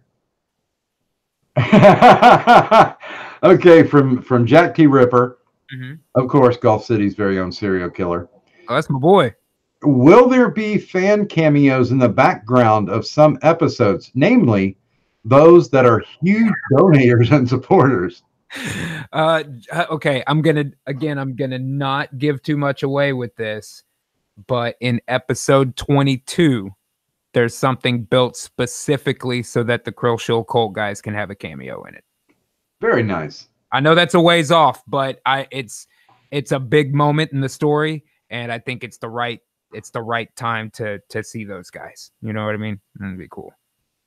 Yeah, I'm still trying to convince Optic to add me somewhere in the comic book. I tried out for the Commissioner Gordon part. Right on. Because that's all I want. I want to come in and go, hey, there's bullshit happening. Okay, I'm out to the bar. That's all I really need in life. Now, since we brought up the future, I do want to make sure and touch on this because I'm sure there are people who are curious about it. There's been a recent cast change. Sure. And it's a major cast change as far as the voice talent, but I'm really interested in finding out what your plans are moving forward. How you're going to take care of the business. I've already tapped a new male lead, a friend of mine that works professionally in voice already. And just has gotten real interested in the project. And this was it's almost serendipitous. You know, I think he's going to be a really good fit. I think that's going to work out really nice. I'm still on the hunt for a new female lead because my old female lead is moving away to get married to girl that played Mina and Rosa and all of that, which is great. Good luck to her. There's no negative or anything there. She's super cool, but she's just moving on to other things. I have my female support, but don't have a female lead. So I've been in talks with several people there, girls that are like professional voice actors that have corporate gigs and shit. They're like, this is too offensive. I can't be part of this. Even if they like it. And there definitely have been a couple that have been like, I think this is hilarious, but if I put my name on this, I'm going to lose my gig at blah, blah, blah. Which sucks, but that's the reality of it. You know, I'm not setting my tone for some broad I don't know, but it doesn't mean that that doesn't stop the works.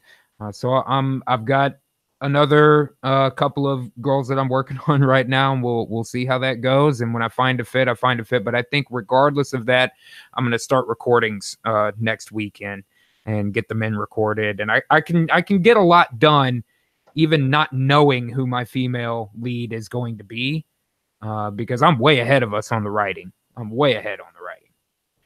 Yeah, it's a workaround. By the way, just to waste as little time as possible. Like I have incomplete art assets and I have incomplete cast, but I'm ahead on writing, and you know, we need to get something fucking done. So that's what I want to fucking do. That's what I want to fucking do, man. Well, you know, Kyle Abear still lives in Texas, right? Oh yeah, that's right. I did send him over a link to one of the cartoons. He thought it was funny. Oh, right on. Very cool, man. But so, I mean, I can see where this would be a little bit daunting. But in this way, do you feel that, do you feel in any way that your creativity has been shunted, or do you feel that this gives you a little more leeway, a little more breathability? Yeah, no, I don't feel deterred by this. I think that you know, it's a double-edged sword telling a story in a single voice. It really is. There's pros and cons to it, and the cons to it being it's easy to get too wrapped up in your own head, and then you start fucking your own shit up. That can certainly happen to people. At the same time, there's a clarity there by using your methodology that way and not having a concern about any other party's feelings on direction or methodology.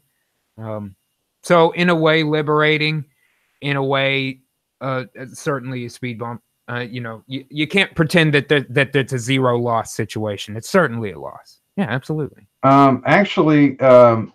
Good man. Got to move on. Well, Gulf City cartographer. I'll address this just briefly, and we can let it go. Johnny Mac did leave Gulf City. It was kind of a mutual thing. Fine. And contract dispute. He opted to leave. That's no worries. Yeah, his own thing. That's fine. So I mean, he's off running his blunt stream, and you know, I think I can say this for both Justin and myself. We both wish him luck in whatever future endeavor that he's got. I mean, there's, you know, this isn't going to end up to be another TMZ kind of deal. You know, guys don't agree sometimes. Yeah, I'm not interested in that. Yeah, guys don't agree sometimes. Shit happens. We're adults. We move on, and that's pretty much it. Yep. But I'm curious because I think I want to move down to Texas. What would you recommend? Which city do you think is the best in Texas? Houston. Come on, man. Shit. As long as you don't care about terrible weather.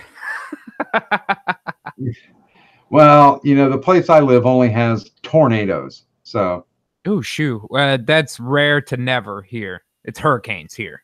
Hurricanes is our yeah, it just blows all that shit up on the coast.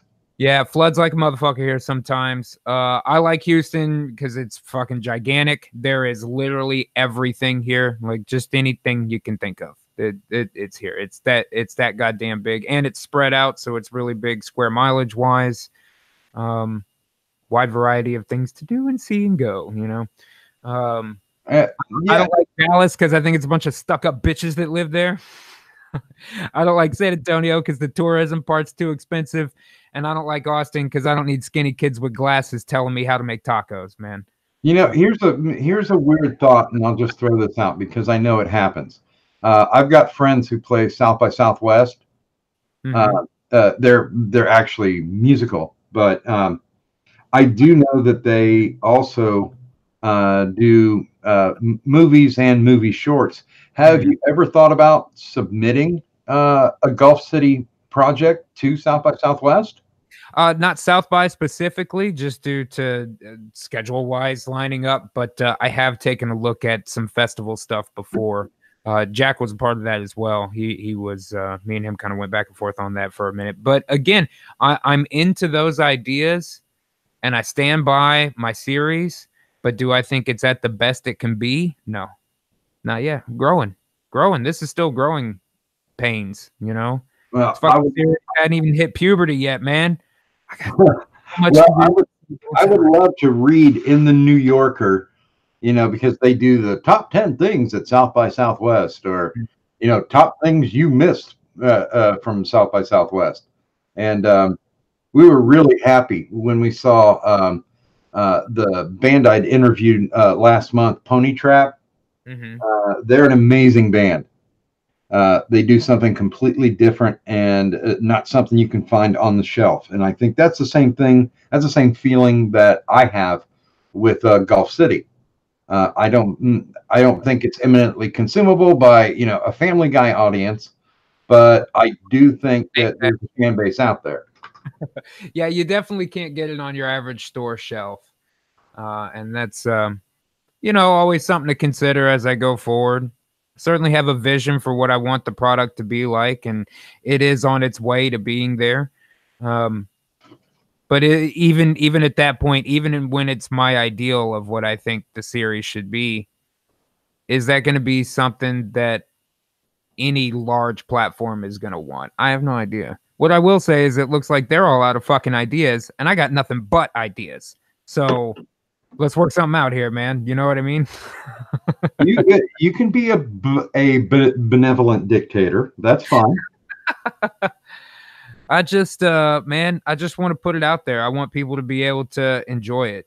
That was something I was kind of thinking about recently. You know, you were talking earlier about people having a hard time defining their reason for staying on a platform like this. And I think that can especially be a problem when people are here because they feel like they need to have their voice heard. And there certainly is. There's a lot of that on YouTube, and there's a place for it, and it works for a lot of people and all of that. But I can see how if that's what your standpoint is with a platform like this, if it's about making sure that your opinions are heard, or that you want to maybe try to influence people to a certain whatever, I think with the kind of difficulties that have happened on YouTube in the last couple of years, that can be a deterrent if you're in that kind of category. Again, like we talked about before, it's all about genre. But I feel like I don't really feel that way. Like yeah, man, I'm all about putting a message. But what message am I putting out there? Fried supremacy? Does that really apply to me in real life, man? I just want to make the most entertaining product I can. And what I realized in thinking that is that it's not that I'm here so much to try to have my voice heard. It's that I want the people who absorb it to be entertained. It's more important that they get what they want than it is that I get what I want out of my diet. Or something like that. That doesn't sound quite right coming out of my mouth, but does that make any sense to you at all? Well, yeah, because basically everybody needs to be loved. So, you know, you want to take your passion project and put it out there. Hopefully people will respond positively. And then, you know, well, I want them to have it. That's what it is. Like my real life is already normal. Like this ain't Tinder. I'm not reaching out here to try to like make friends and hook up. Like this is a place where I can put something that I think is cool, that I think other people will think are cool, and I want them to be able to see. You know what I mean? Oh yeah, it's completely it. I don't really have super extreme opinions about stuff that I need to tell the world about, I guess. Well, and honestly, it's one of those, like when you get into a relationship that's a killer relationship, that you want to share it with everybody.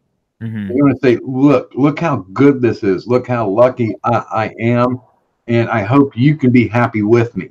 And you're right, because earlier you were saying a lot of people just come on here to share misery, and that's not going to. And again, maybe that's just to have their voice heard. And is that a situation where maybe in their real lives their voice is not being heard in that way? I think that's probably more prominent with like kids that you see on YouTube, because their voices ain't being heard at school and blah blah blah, and they're idiots anyway. So who cares? You know what I mean, man?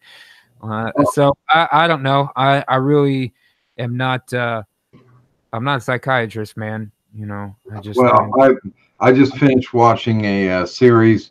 I don't know if you've ever heard of the gamer our champ. He plays mostly Rust, and his videos are how he makes bitchy little kids cry. Yeah, see, like I get that there's a place for that and people want that, but that ain't me, man. I don't care about that, you know. Yeah, but seriously, they're funny as hell. I'm sure. Because they're like, I don't know. Maybe I guess from a watching standpoint, I'd probably watch it if it's funny. But like, I would not be that creator. That doesn't appeal to me from a creation aspect. You know. well, and honestly, in his defense, he just got sick and tired of all these little kids running around and adults being assholes. Mm-hmm. So he started building. We got really good at something, so we could kick all their asses, huh? Yeah, well, he started building trap houses, and he would trap them in them. And if they did what he said, and they weren't being shitheads about it, then he would let them go and make sure that they still had their gear. Yeah. But the ones that were being total shitheads, they just got kind of wiped off the map. And I think, there's a rule 34 for YouTube. There's all types of entertainment out there, and Golf City, I still think is leading the pack as far as doing the animation stuff. I would put you guys up there in entertainment value with, and I don't know, you guys can give me ones in the chat if you've ever heard of Foamy the Squirrel. I'm aware of Foamy the Squirrel. That is some hilarious shit. That is my cup of tea. Watching a neurotic squirrel who can't stop drinking coffee. There's more to it, but right. Yeah, there's definite value in what you're doing and how you're doing it. It's self-evident by the amount of fans that show up. That not only for just to be able to see the cartoon, but show up for your live streams. Now, let me ask a little bit about the live stream. I know it's mostly fun, but it's also promotion, keeping your name out there. Well, you want to stay engaged with your audience, man. And I mean, it's kind of like doing live streams is kind of like doing an open mic. You know what I mean? You just kind of go work on your material in a way. Yeah, I can completely see that. So, are you going to be finding a permanent co-host, or are you rotating people, checking them out? For Fright Power Hour? What the chemistry is on the Fright Power Hour? Yeah. Honestly, I guess I haven't really given it that much thought. I like Sinatra. That's fine. And he's been real helpful in everything in the last couple of months. He has his own stuff to do, though, obviously. So I'm not sure how that'll develop over time. And for the time being, I'm okay with kind of maybe rotating people. What I've really liked recently is being able to just kind of rotate guests as it comes up. If I have a story or something, a subject I want to talk about, and there's somebody in the crowd that knows a lot about that or lives near where that is happening or whatever, being able to bring them on and talk about it. Like we talked to Metaphorist, right? Yesterday about blowing glass, and he was super knowledgeable about it, and it made for a really cool segment. And same when I got to talk to Blind Press recently about getting an eye transplant, and I talked to Alamo recently about some shit that was happening in San Antonio, and it just, those types of segments I think are very interesting, where we get to really expand on something and get some more personal evidence from people that are closer to the subject matter than somebody like me or Snoot, Well, and I will say it's undoubtedly for anybody who hasn't watched that, you guys are incredibly 100% fan interactive. And I think a lot of the older YouTubers have lost that they're so busy trying to make sure that they're getting their donos that they just completely run roughshod over their fans. Yeah. How do you personally keep it together where you're not being standoffish, but of course still being able to go in the direction that you need to go, and filling up the bus with fans to follow along with you? It comes in several things. I try to have more fun with Fright Power Hour in the last couple of months, and I've enjoyed it more, being able to let it be a little bit more open and a little less formatted than what we were doing before. And I think that's worked out. I'm at least enjoying doing the show more. And although it's not always easy to, like, for instance, I can't keep up with the chat on that show. I try to an extent, but like I'm also looking at 5 fucking things on the screen and all of this, particularly trying to do bringing the animation aspect back to it. After all that testing on the gaming channel, everything kind of worked out, and I had it set up to try to go to a dual setup on that, but that ended up not being necessary, so I may as well do it. Okay, so with all of those things, it just becomes really difficult to keep up with everything that's being said there. Unfortunately, that often boils down to it just being, the super chats and whatnot, because that's the etiquette, man. I gotta read it. But I try to answer as many DMs as I can, and I try to be really active with the audience on Discord. Like, a lot of these guys, like, dude, the Crow Show guys, Jack and Alamo and Cost and Freedom and all those guys, I talk to them every day. You know what I mean? Just because we just bullshit about whatever. At this point, it's been long that these are just people that I know. It doesn't, the fan base part doesn't even become like an issue at a certain level. You know what I mean? These are just guys I know. So you kind of try to take that and apply it to how you deal with people in general. Every single one of these people out here is a people. You know what I mean? They're not. I hate watching creators to treat them like numbers, man. These are all fucking people out here, and they came to see you. Why don't you be fucking appreciative of them? You know what I mean? Yeah, I'm almost half scared of the fact that what if I actually do, like, eventually hit 1,000 subs? Mm-hmm. How the hell am I going to handle my chat? Right? Yeah. It's just one brother running this, so. Well, you just do what you can. You read what you can, and I don't think anybody out there would expect you to get everything. There's no way. There's no way, man. So you just get what you can. You do what you can. Oh, and yeah, we had a new chair. I have a new chair on the animated background. This is the same chair. We had a metaphorist on one of the ramble streams that Kanat and I do late at night. And of course, you're always invited if you're an insomniac and you're up. I often am, but admittedly, on a lot of days, that's my best time for work. You know what I mean? My phone ain't ringing, like nothing's happening at 3 o'clock in the morning. You know what I'm saying? So a lot of times that's when I'll put in some heavy work. But yeah, one of these times I'm gonna have to come through there one of these times, and I know Kadunt. I'll come through and talk to y'all. Yeah, she's a sweetheart, and it's so funny because when I started the stream, I'm just like, I enjoy talking to you. Why don't you be my co-host? And she's like, I don't think I can be a co-host because you're doing this. And I was like, no, this is just 2 people sitting back shooting the shit, and we'll pull in.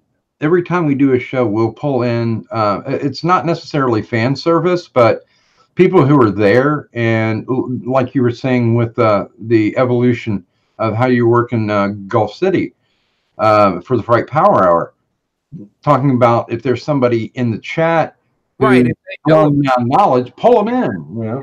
Yeah. I agree. That's worked out real well for me recently. And if nothing else, like, I'm totally fine with being the dumb guy on my show. Like, I don't know if any of y'all noticed over the last couple of years, but through the bulk of all of these dual character streams we're doing, my job is to be the rube. You go, oh, I don't know anything about. There's so many things I have pretended to know nothing about. Now I'm getting to do shows about things I actually don't know anything about, and that's way more interesting to me.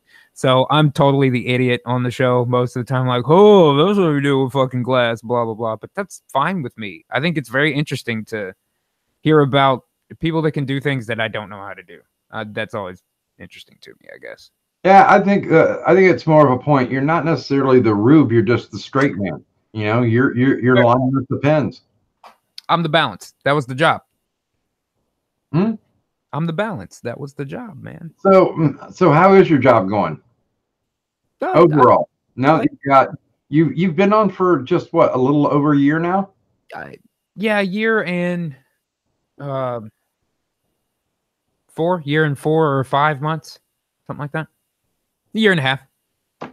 So is it everything that you ever wanted it to be? Not even close. But no, it's fine. Like, I'd be a fool to complain all the time about my job. Yeah, of course it's difficult and challenging and tons of headaches and an infinite number of problems. And it's aging me quicker than I need to age. And I'm getting fucking skinny and been sitting in a fucking chair for the last 2 years.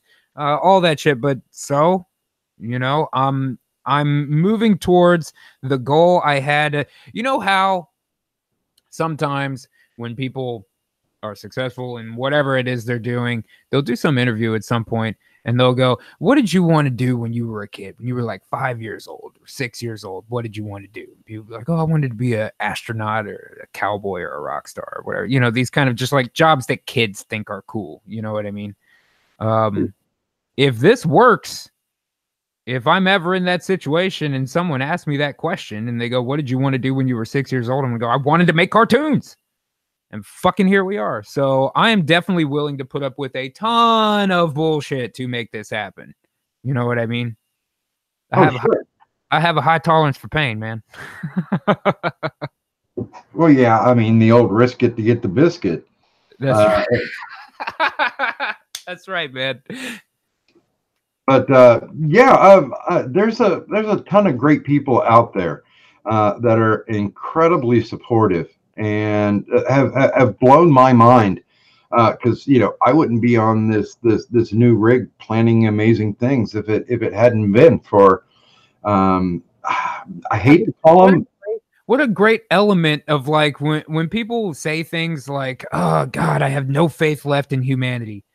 Notice that we're back in a point in time for humanity where people who enjoy certain types, let's call it art, just for the shortness of breath here, man, who enjoy certain kinds of art can support it directly so that they get what they want out of American culture or out of world culture or whatever.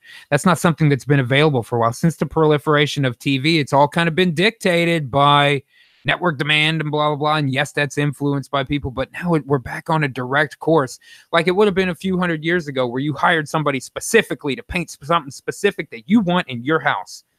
And you can pick the person who does what you want the best and connect directly to them to get what you want out of culture. In a way, we're back to that now. And although we're there because of a lot of problems, the causality there is from all kinds of huge problems that do not have simple solutions. At the same time, there's something good about humanity, or something that you can notice that's good about humanity by recognizing that there is a cross section of our species that's willing to put their hard work on the line to support culture.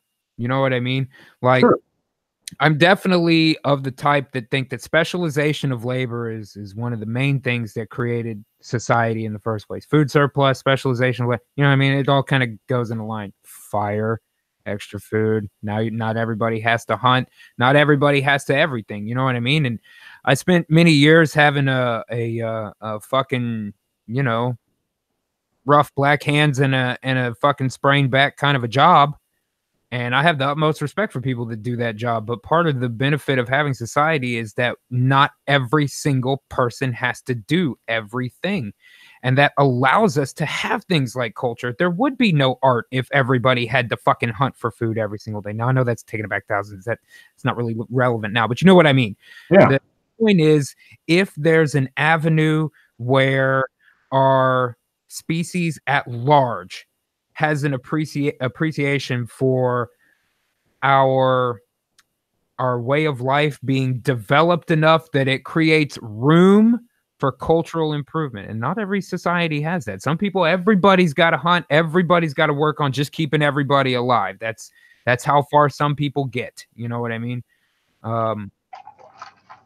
Well, that's where your free time comes in, and there's you know I mean, you it's first world problem. individual effort.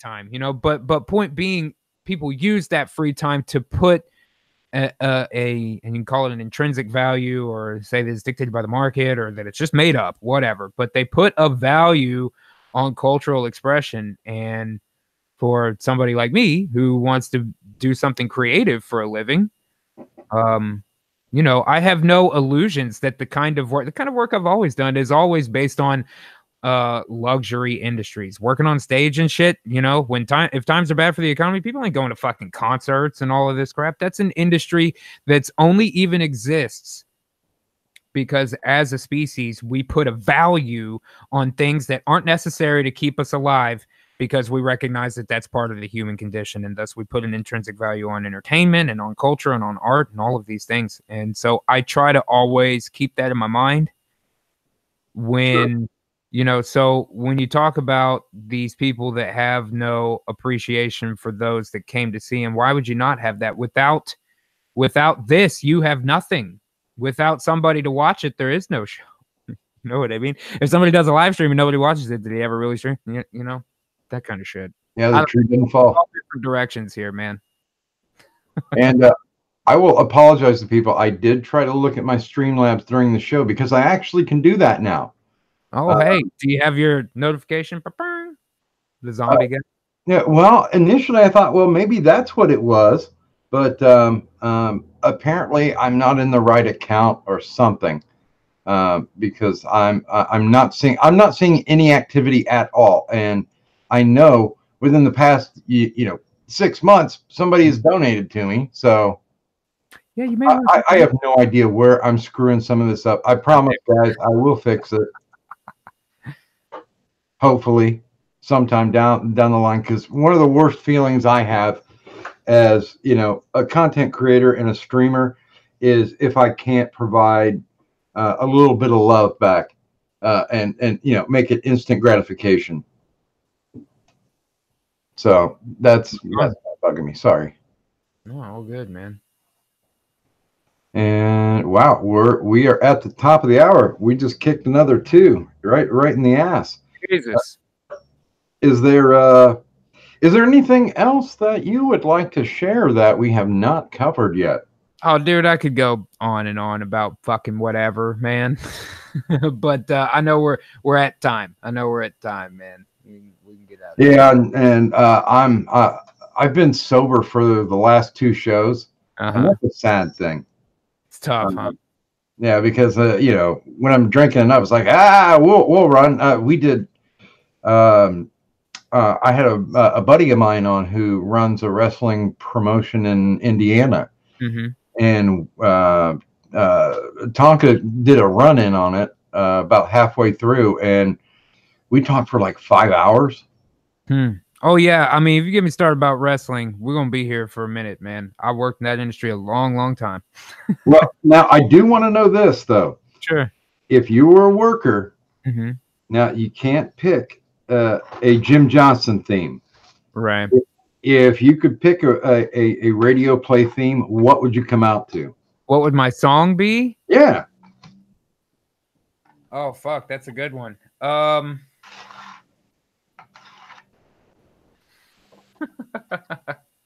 Oh, wait a minute. I should ask. Are you coming out as face or heel? Because that can dramatically change. Yeah. Oh, absolutely. If I was a face, I would probably look for something early 90s hip hop, probably East Coast, probably Wu-Tang Clan. If I was a heel, Slayer, Angel of Death. Nice. Somewhere in there. Maybe Ministry. I feel like Ministry would be good too if I was a heel. Lots of strobe lights and crap. Yeah, I don't know. If I was a face, it would probably be Whiskey Daredevils, the song Mickey's Big Mouth, because I do the whole redneck gimmick because I'm all tatted up. I think I could be an effective heel, but God, man, who can ever beat Undertaker's theme? I mean, I can't think of anything that would amp me up more. Every time you hear the bell ring, right? right? That during that whole mid '90s era, music was so crucial. That was some of the best OST they had during those years. Stone Cold, The Rock, even DX, New Age Outlaws, all them. Everybody had such an iconic, like from the second it comes on, you know what the song is. Well, It's not something that takes a minute to build, and that's certainly something they always try to do. But they were very successful with that during that time, I think. well, and some can't have a dynamic entrance theme like Mark Henry. Right. Right. It's just kind of a steady, while the song's on, he just does what he does. Meanwhile, you got guys like what Triple H used to do, where he had it to the second. Undertaker the same, have it timed to the second. They do it exactly the same to the music, the exact same way every time. That's how it goes. That's the plan. That's the point. Kane was the same way. Fucking DX was the same way. Stone Cold, not so much. No. I mean, his was pretty quick. His entrance was quick, though. He did the same thing every time, but the duration time was a little bit different, depending on. I will say that the glass shatter is ultra iconic. You want to talk about a crowd going the fuck off for a sound effect? That's pretty solid, man. Oh yeah. I And don't know which went bigger, the glass shattering or do you smell what The Rock is? You know what I mean? I can't tell you which one went bigger. And I love The Rock as a heel. In the 90s, it was with the Nation and all that. Oh, that was the best. I don't know, man. I've been in an arena with when the Jericho countdown pop hit. Oh yeah, that's a big one too. The Y2J Yeah, yeah, that's a big one too. that was just ear shattering, man. I've been in the same arena. I've seen a lot of wrestling, but the one thing that I found funny were the clone guys on the indie circuits. Oh, always. There's always that shit, man. Like Stone Cold Rob Austin. Yeah, of course. Of course. It's just like it's the equivalent of like what porn titles were in the 80s. They just make a slight variation on the name of the movie and call the porn that. You know what I mean? Oh yeah. Did you ever run into that Joker One Warrior Nation? Oh yeah, I've seen it. I don't know the guy or anything. Oh, dude, we had him booked once, and he came in, biggest prima donna in the world, and he started demanding this and that. And it's like, dude, you're going to get paid your $50. That's pretty much it. If you want anything else, there's a Church's Fried Chicken 2 blocks down. Yeah, it's hard to say, like, because the vast majority, I've met so many guys that work in wrestling, blah, blah. The vast majority of these big, huge, swole, like legit tough guys, super nice. You know why? Because they ain't got nothing to prove to nobody. Yeah. Real tough guys don't have to act tough. Most of these cats I've met in wrestling, they're nicest guy you can meet backstage. And even the guys that like I've known in real life that have gone up in wrestling a little bit, aside just the people I met through work and all this, all very nice. So it's very unfortunate. It's rare, but when it does happen, you get a fucking diva motherfucker coming in here who needs every goddamn little thing taken care of a specific way for them. That can be really annoying, particularly to the boys, because respect is such a huge part of that industry, right down to the handshakes. If you've ever worked in wrestling, you know exactly what the fuck I'm talking about. Yeah, I hate them. I won't do the indie handshake. I'm not a worker. You shake my hand like a man. I'm not doing that soft shit. But I'm just saying that respect, mutual respect, is such a huge part of how the back end of that industry works, because you put your life in other people's hands every time you go out there. Some asshole dumps you on your neck wrong and it's over. So there's got to be trust. There's got to be respect. So when somebody comes in with all that diva bullshit, nobody wants to hear all that. You know what I mean? Well, it's like I met Bobby Fulton backstage at a memorial show that we were doing, and I shook his hand straight off like a normal man would. And the first thing he said is, "Oh, you're not a worker, are you?" Worker, right? Exactly. It's like, no, sir, I'm not. What gave it away? Little shit. Like some people get down to like this, where they just barely touch the hand. I'm not doing that shit with you. Shake my hand like normal. I get it. I know what you're doing. It's fine. Yeah, that stuff always drove me insane, and then like, well, since you've never been in the ring, you don't know how things work. And it's like, if you've been around the ring long enough, or a lot of guys never got their due as referees. I did some months of in-ring training at a wrestling school that I knew. At that point, I was already way too old to even like consider going into being a worker. I didn't want to be a worker at that point. What I wanted to do was be a better producer. You know what I mean? And have that experience myself. And you really do learn more things about the hand signs and the eye signs and just the language and how much communication there is in the ring. And yeah, obviously, some of it by just being around the ring so much. But stepping in there and taking bumps definitely gave me some new ideas on how I could be a better producer for wrestling. And I think I saw improvement in my shows after that, for sure. Well, yeah. And stuff like, take it from the right side. It was fun.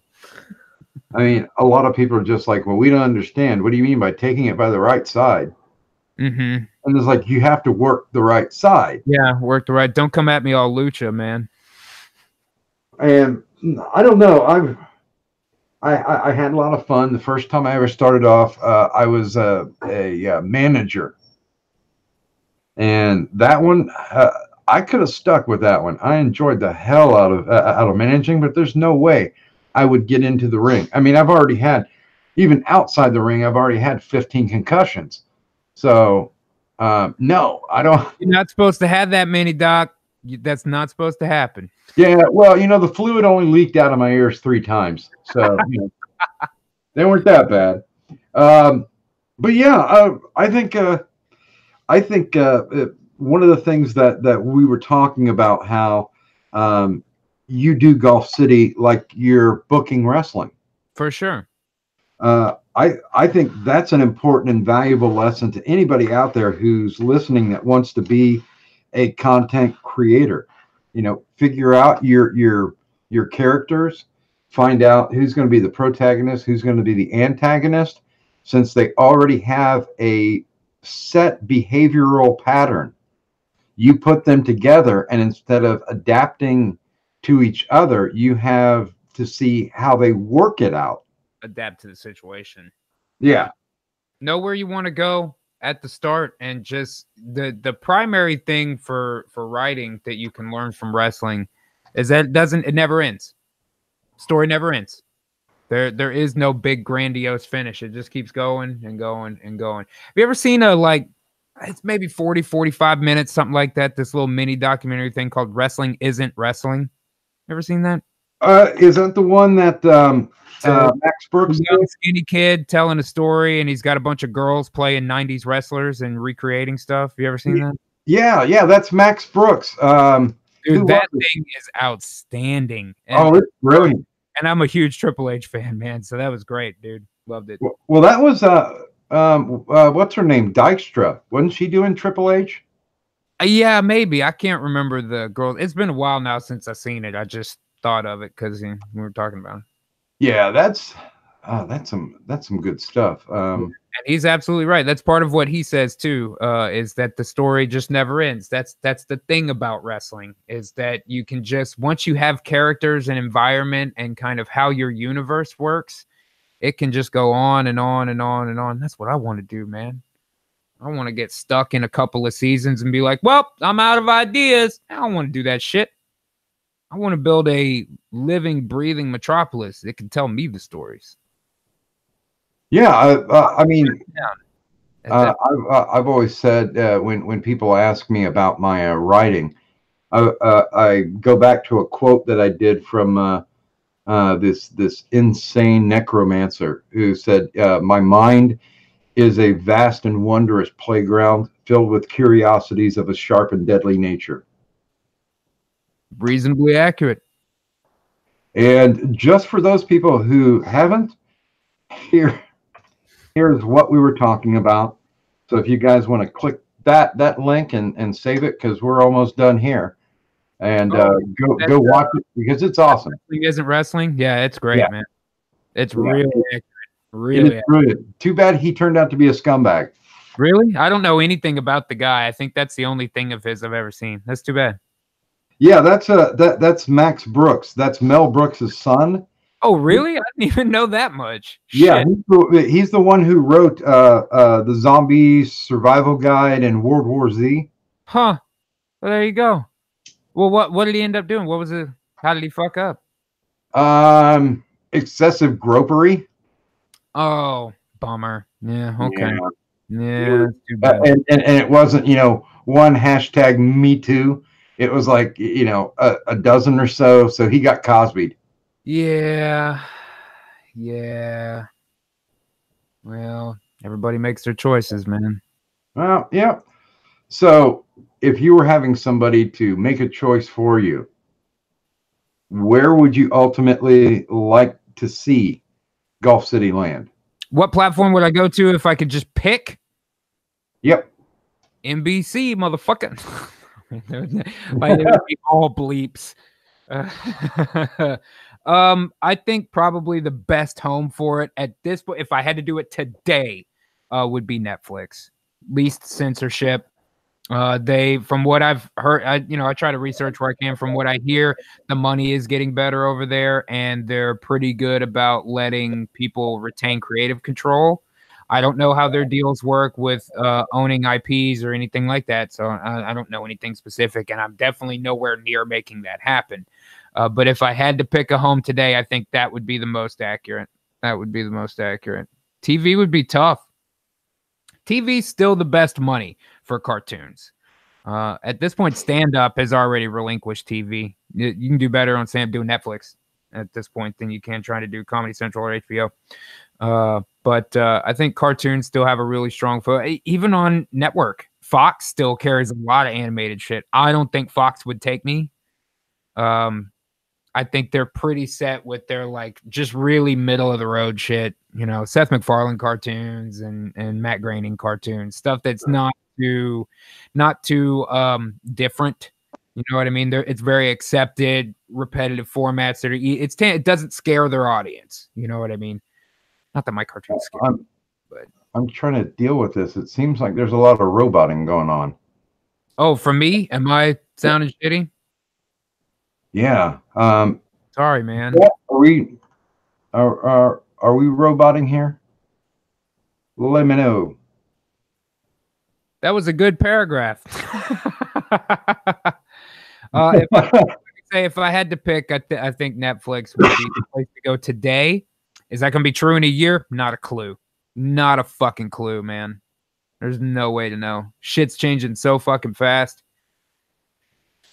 I don't know. Maybe YouTube will return to glory. Maybe once they try to make the change that they're obviously trying to make, moving towards a more television-like format, they will find that compromise ground and create a more Netflix-style service for certain types of content, and maybe that'll open a pathway for smaller creators to be able to look at a larger platform, just transitioning through different parts of their particular business model. I don't know how that would go necessarily, or if that's something that's viable for them or that they would want to do.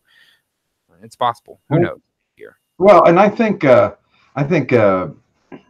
Netflix stops being it stops being social justicey with some of the stuff that they put out, because I think probably the best series that's on right now, hands down. And is that really on Netflix? They're buying up everything they can these days. You know what I mean? Well, because they're going to be losing the Marvel contract once Disney does their streaming thing.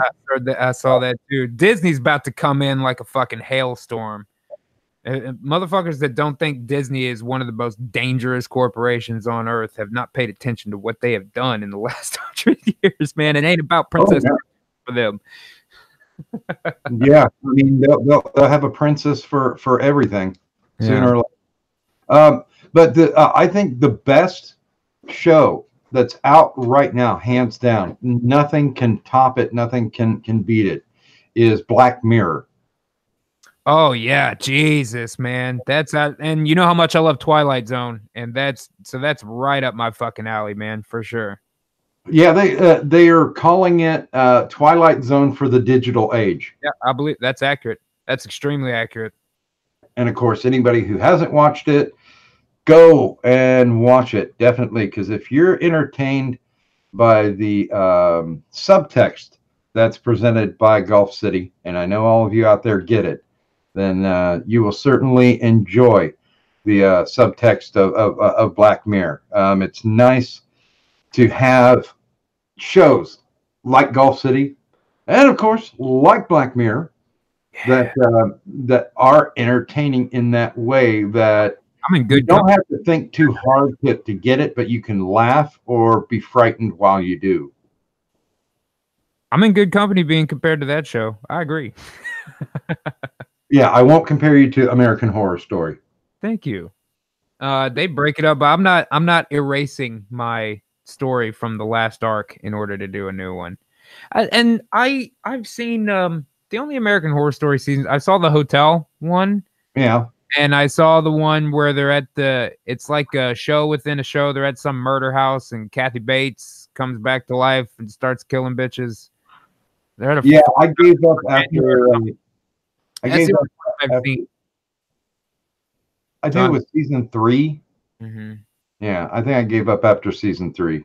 But I don't know.